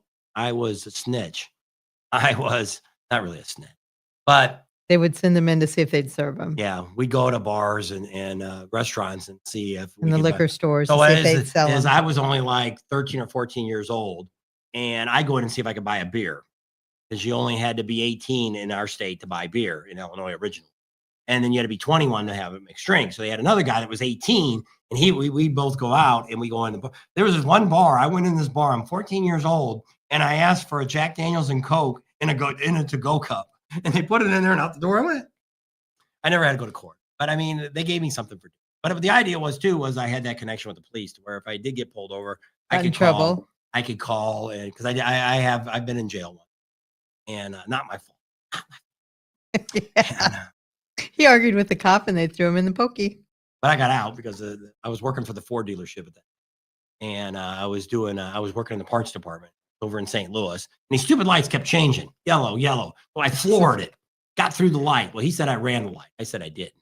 Well, he wanted to give me a ticket, and since I had an Illinois driver's license in Missouri, I come with a bond. Well, I didn't know cash. I had like $5 for lunch. He was like 17 or 18. I don't know. 17. 17. And they're like, so they threw me in jail, took my tennis shoes off, my belt and everything. So I called the Ford dealership that I work for in Illinois. They called the dealership that's in this town that they pulled me over. The owner comes over and they just give the cops sergeant the third degree. Why did you do that? You made him take his shoes off, his belt. What the hell is he going to do? Kill himself in the stall or a ticket? And they took care of it all. It disappeared. But it was, they got their ass chewed of the other dealership in town. I've never spent the night in jail. No. I never had to spend all night. No, I was there. He was I was there till dinner time. hours. And this black guy was in the stall next to me and he goes, "But you're leaving soon, right?" And I'm like, "I hope so." And he's like, "Well, when your dinner comes, will you give me your dinner? So I can have two?" I'm like, "I guess if it gets here in time." Well, I got out. He was planning on having 2 dinners that night. Well, I didn't know where he was because usually after work he'd come over to my house. 4 cell phones. There was no cell phones. I know. I had no idea. This and is I'm like like waiting and in waiting. I'm thinking, 78, where the heck is he Yeah, at? 78 is probably when it happened. 78 is 77. I don't know, one of the two. But yeah, it was crazy. I don't know. But no, I've been 77. I've been pulled over by the cops with guns drawn. They thought I stole the car. We had a dealer. We had a car lot when I had my garage one. And so we had this 77 Sedan DeVille Cadillac. Old. This is like in 1982. So it's a 77, got 36,000 miles. Cadillac. And it looked like a pimp car. And so she's driving this. So she's got the girls in the back. They weren't. I just dropped them off at my parents'. And so she got 2 kid seats in the back. Well, she didn't always put the license plate on. She just threw it in the back window and threw one in the front window. She hadn't started driving it full time yet. And so the cop pulls her over and starts giving her a third degree. And she said that this is, my husband's got a car lot. And he goes, "Well, get out of the car. I want to buy it right now." I know. They come out, they're like, put your hands up. And I'm thinking, what the heck? And I'm like, I put my hands up and I did what the police asked me, believe it or not. And then they said, get out, blah, blah, blah. And they're like, "Where'd you get this car? What are you driving this car?" And I said, "There's no plates on this car." And I'm like, well, we're real close to East St. Louis is where we live. Not to say, FYI, if anybody knows anything about East St. Louis, but anyway. And then I said, well, we have a car dealership. I said, the license plates are in the back window. Well, I can't see it. Blah, blah, blah, blah, blah. Well, my dad was a cop. And, you'd think I'd get out of stuff. My dad he got my cousins out of jail and all kinds of stuff, but not me. If I got in trouble, I had to pay the price. Dad. They cop into the button, there go. But he wanted her to get out of the car so he could do a test drive. And if I would have been there, I said, "Come on down to the lot. Bring me about $5,000. You can own that car. I'll sell it to you." These two are definitely outlaws. And so, yeah, we had a car. I said, I got my kids' car seats in the back seat. We went during that time. We lived in a 14 by 70 mobile home, and the girls were little yet. We moved back from Chicago, so she's got the girls playing with the little neighbor kid behind us. Grandma's got the daughters over. The granddaughters living with the grandma. So she goes over to pick up our daughters, and what do they tell you? Well, no, I think we were planting flowers, and the little girl came over, and she's like, so Kimberly was about 2 at the time, so I guess Mindy wasn't even born yet. So she's like, "Where's her daddy at?" And I said, "Well, he's at work. He'll be over here soon." And she's like, "Well, no, where does her daddy live?" And I said, "Well, he lives here with us." And she's like, "No, my mommy says you have a different guy here every night." And I'm like, I must have been the talk of the trailer park. I drove dealer cars, and every day because we had he came home with a different car 30 every or 40 night. cars on the lot, so I would drive them off and on to keep them running, keep the batteries charged up. So I'd come home with a different car all the time. Everything from like a Mazda RX-7 to a Z Camaro to a Corvette to a Porsche. We had a Porsche for a while. She drove that around for a while. 14 Porsche. So yeah, I was the talk of the trailer park. Yeah, I had a different guy every night. So they say. It's just like, well, no worse than the roosters I was shot in the backyard. We had, so this is really telling you stuff.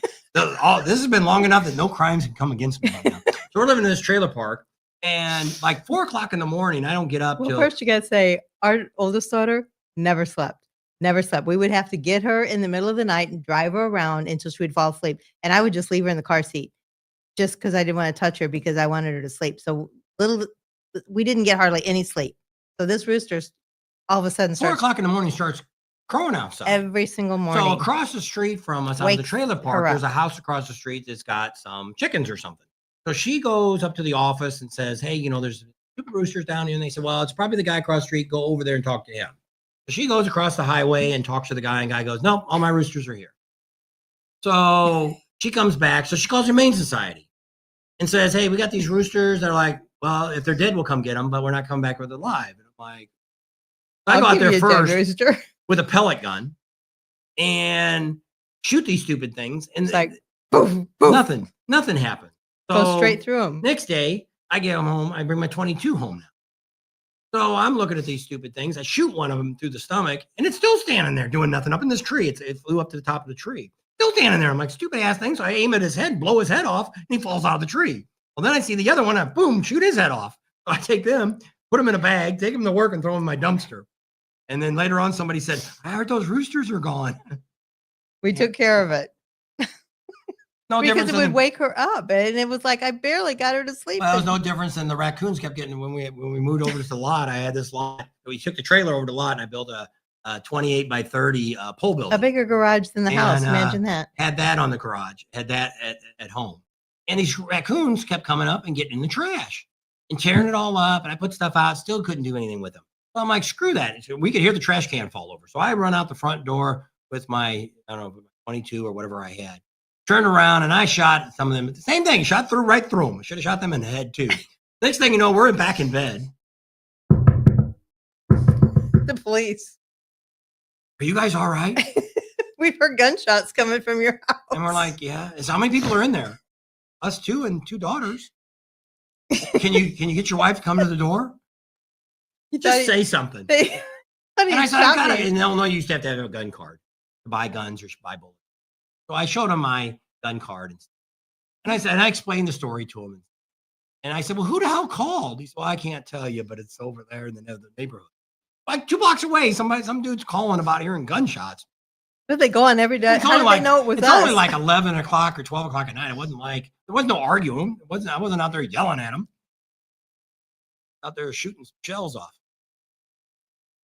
Anyway, say good night, John Boy. So we've done some crazy. That ain't even nothing. You don't want to tell you all of ours. We don't need to go there. So Phil Garrett says you guys are all cracking me up. We all have chickens and our roosters crow at 4 a.m. too. Ain't waking no damn rooster that I ain't getting no eggs from the chicken. I ain't are gonna keep us up. Not here in Murder Beach, Steven says. But yeah, right. It's just crazy times, and nowadays you couldn't even probably shoot a gun off without it. Probably not. A SWAT team coming, probably. But there was more of a rural area. We didn't really even live in the city. It was the sheriff that came out, so it wasn't the end of the world. Thanks, Neil. Not like Neil. Neil can probably go out in his backyard and shoot off, and they didn't know he shot anything. He could shoot a moose and eat it. Shoot it right out the window. That's right. Just as long as he got his card, license, that moose. Can you shoot your? Used to be, I don't know if it's like that or not. When you used to live in Missouri, if you lived on your property, there you used to be able to shoot deer year round. As long as it was on your property, you didn't have to have a license. I don't know if they still. You know, then in Alaska, didn't have to get a deer permit. Came across your yard. He says, I have. That legally. I live in the country. No rules here about guns. Most places are. Arizona's like that. South Dakota's like that. That's why you could. Now, what you got to watch if you travel with a gun, you have to make sure the state you come from allows you to open carry or conceal carry. Because like in South Dakota and Arizona is both the same way. It's legal to conceal carry. And you can't open carry and conceal carry. Because the idea they've all these courts have figured out that it's better, instead of you hanging your gun on the outside of your hip, you scare more people that way than having the gun hidden under your shirt or something. It's not quite as obvious. That way, only use it when you need it, not to intimidate. We've seen some guy that had a 9mm. It was all nickel plated chrome. Looked like he never shot at some skinhead in Walmart out in Kingman. And he had also a big old machete strapped to his hip. And I said, this stupid moron probably don't even know how to even shoot this. But the point I was making was, like, let's say you came from California. California does not allow open carry or conceal carry. You can't carry in states that allow you to, because they go back to where your driver's license is from. Now, unless you have a concealed carry card. You have concealed carry cards, but not every state. I can't carry in California. I can't carry in New York. I can't carry Illinois. All these crazy states. But every other one I could. But it's whatever the law allows you to do. But some people think that, hey, I'm just going to bring my gun to South Dakota and I can carry it wherever I want. Well, you can't. You can't carry it into places that serves alcohol, and you There's a lot of places like us. We can't carry our gun, go to the post office with a gun. You can't go on any kind of federal land with a gun. You can't even go to a federal park. They catch you with a gun, it's a felony. So it's a lot of people don't know all the rules when it comes to carrying a gun. Calypso Notch said, "What the game warden don't know won't hurt you." That's right. And a lot of times I do that too. Is a foreign state. I've had a gun in Liquor California a store lot of permit. times that once, but I'm not carrying it on me. It's put someplace. Say your countdown. All right. So here's where we got rallies coming. Arizona Bike Week is only 10 days away. Believe it? We're already in rally season. Daytona started rally. 32 days to Leesburg Bike Fest. That's I say. Actually, right now we'd be leaving again. Oh, we'd already left a couple days ago. Oh. Leaving the 22nd. Second day we fly. 22nd of April. So this is March. 30 days Listen, from. what today's 30. So we'll be less than 30 days. We'll be in Florida again. And then Panama City Beach is only 38 days. Murder Beach, Stevensworth. We'll talk about murder. We got to get Steven to come on one night. They would do a live while we're there on that Sunday. Steven can be on and tell you all about Murder Beach. She's not going to be, she's going to miss most of the rally. I mean, me and Steven doing. I'm leaving the 12th because of my grandson's graduation. So 38 days to Thunder Beach, 47 days to Myrtle Beach Bike Rally. Can you believe it? 47. Churches, I don't get that excited till we get to the 100th. But right now we're 131 days. Ocean City, still got a ways there. It's 171 days to Ocean City. The Bikes Blues Barbecue is 192 days. That'll wrap up our year this year. 192 unless days. We go to Biketoberfest. Yeah, unless we go to Biketoberfest. Right now at 192, let's see how many days is. Can't do it.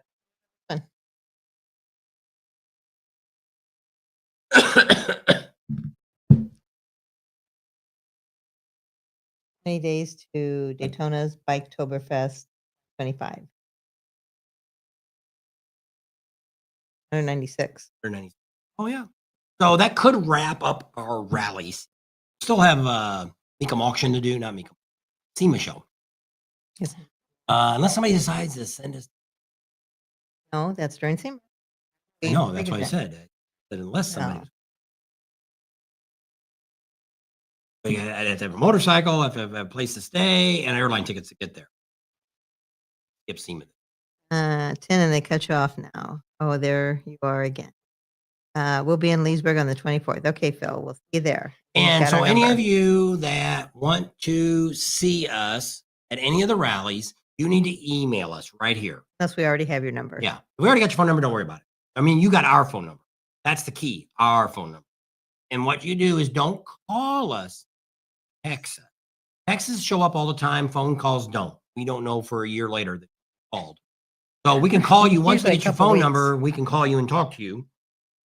If we know your call's coming in, we don't usually leave the volume up. And plus, we're riding on bikes. She's got them thrown in the back of the bike. You're not going to hear the phones ring anyway. You can call my number, but I don't answer my. He doesn't have his ringer on. He never knows when his phone goes off. Yeah. So email us and we'll switch contact information, and that way we can get a hold of you. And don't ever hesitate to if you contact see us out us. and about. The other thing is, as long as we don't have a camera up and we're talking to somebody. But I mean, if I'm just walking around with a camera, that's B-roll. You can come up and talk to me. Actually, you'll hear in some of the videos at Willie's Chopper Time show. I was actually talking to Harley One Forever and Easy. Yeah, I was actually talking to them in the middle of the video, which wasn't real good for me because I had to kind of quiet it down a little bit. But I never know. But I mean, it's not that big of a deal. As long as we're not doing an interview with somebody, if we're standing at Knuckle Saloon and you see us talking to one of the owners there, then no, don't interrupt it there. But it usually doesn't take very long unless we're doing something for one of our sponsors. If I'm doing something for All About Customs or doing something for Speeds or something like that, then we're setting it up. Like we did one a couple years ago when they put my digital gauges in, and a subscriber kept coming up, and then we probably were there an hour or more getting this all videotape done, and ended up he couldn't wait any longer and he left. We waved to him, but that was about all we could do. And we tried to look for him after we left, but he was Already gone. gone. We couldn't find him. So he one of missed the out. chairs. And I think he wrote and said he had to go meet somebody, and he never ran into it. So never feel that you don't. We had somebody else that seen us at New Smyrna. We were at a bar sitting on the deck, and another YouTuber, actually said, "Hey, I seen you guys, and but I didn't want to bother you." We were with another set of subscribers, and it's not a big deal to come up to us, and we'll introduce you to who we're with, and not a big deal. We're on tonight, Mike. It's nothing wrong with just saying hi, and hey, we'll give you a sticker, and always stop and we'll give you a sticker. And so, yes, I hear more stories when people say, "Oh man, I seen you guys, but I didn't want to bother you." This is what we do. You're not bothering us. What we do. We're here for you guys. How about that? Put it that way. The only difference is I do not go to where you're at. You call me up and say you're in Sturgis, and you're like, "Hey man, I'm out here at Custer State Park. Will you come out here and we want to ride with you to Custer?" And we're like, "No, that ain't gonna happen." And they didn't speak any English. The Australians that we saw at Willie's. Yeah, they were all excited to see me, and they're like, "Oh, movies." They didn't speak much English. I would talk to them, and they were like, "Well," I came up after the fact, and I talked to them and said, "Oh, bunch of stuff." And I'm like, "They don't speak English." They were nodding. So it must translate for them when they're watching, I guess. I don't know. Well, they can put it down. You can put down. They read it, what we say.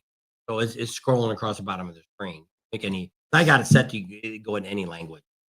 I'm not. I don't care.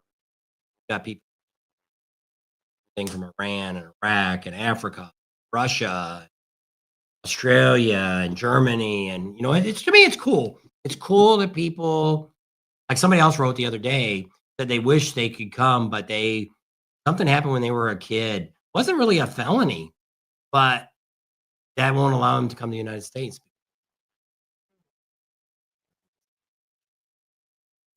But keep watching the videos. We'll keep showing you what you're missing. Night, Julie. Left. She had to go. Oh, we don't have nothing on my record. Clean- PSA, we have clean gun cards, slate. passports. Believe it or not. They know about. Never got caught. They would run our records. They would probably think, "Oh, we have bugging." How long have we been on? 3 hours and 2 minutes. Holy smokes, I'm keeping up with the monkey. All right, say goodnight. Says 48, and we were up to 59. So say it tonight. All righty. We appreciate everybody coming and hanging out with us tonight at the shop. Didn't get to go out and show you around the shop. Dark now. Yeah, I got my lights put up outside yet. And here I got lights, but in the shop I don't have any. Never called me, Steven. So we'll see what all happens. It'll be pretty exciting. We'll probably have another live next Sunday, unless we go early to Arizona Bike Week. I'll have to look see if our camping site's available. I'm not going to go if our camping site. We already got to move. Already won. Over there, we're there 2 days and we got to move, and the rest of the time we're in.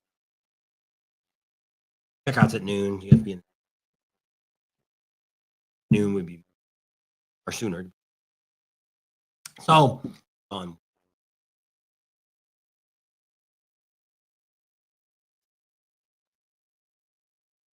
days. Same campground. We're real close to. So if you're going to Arizona Bike Week, you should be emailing us right now and saying, "Hey, we're going to be there. Check us out." We'll be there with Larry from Bug Slide. He's going to be around, hanging out with him some of the time. So if you know him, every once in a while does something for Bug Slide. Not very often, sometimes. And don't tell who else we might get. A lot of the bartenders and barmaids and stuff that are all at Karen's always down there with her crew and stuff. They're all down there at the hideout. Neil says they're cutting our audio off. Your sound is really breaking up. All right. We'll wrap it up. Good night. Bye.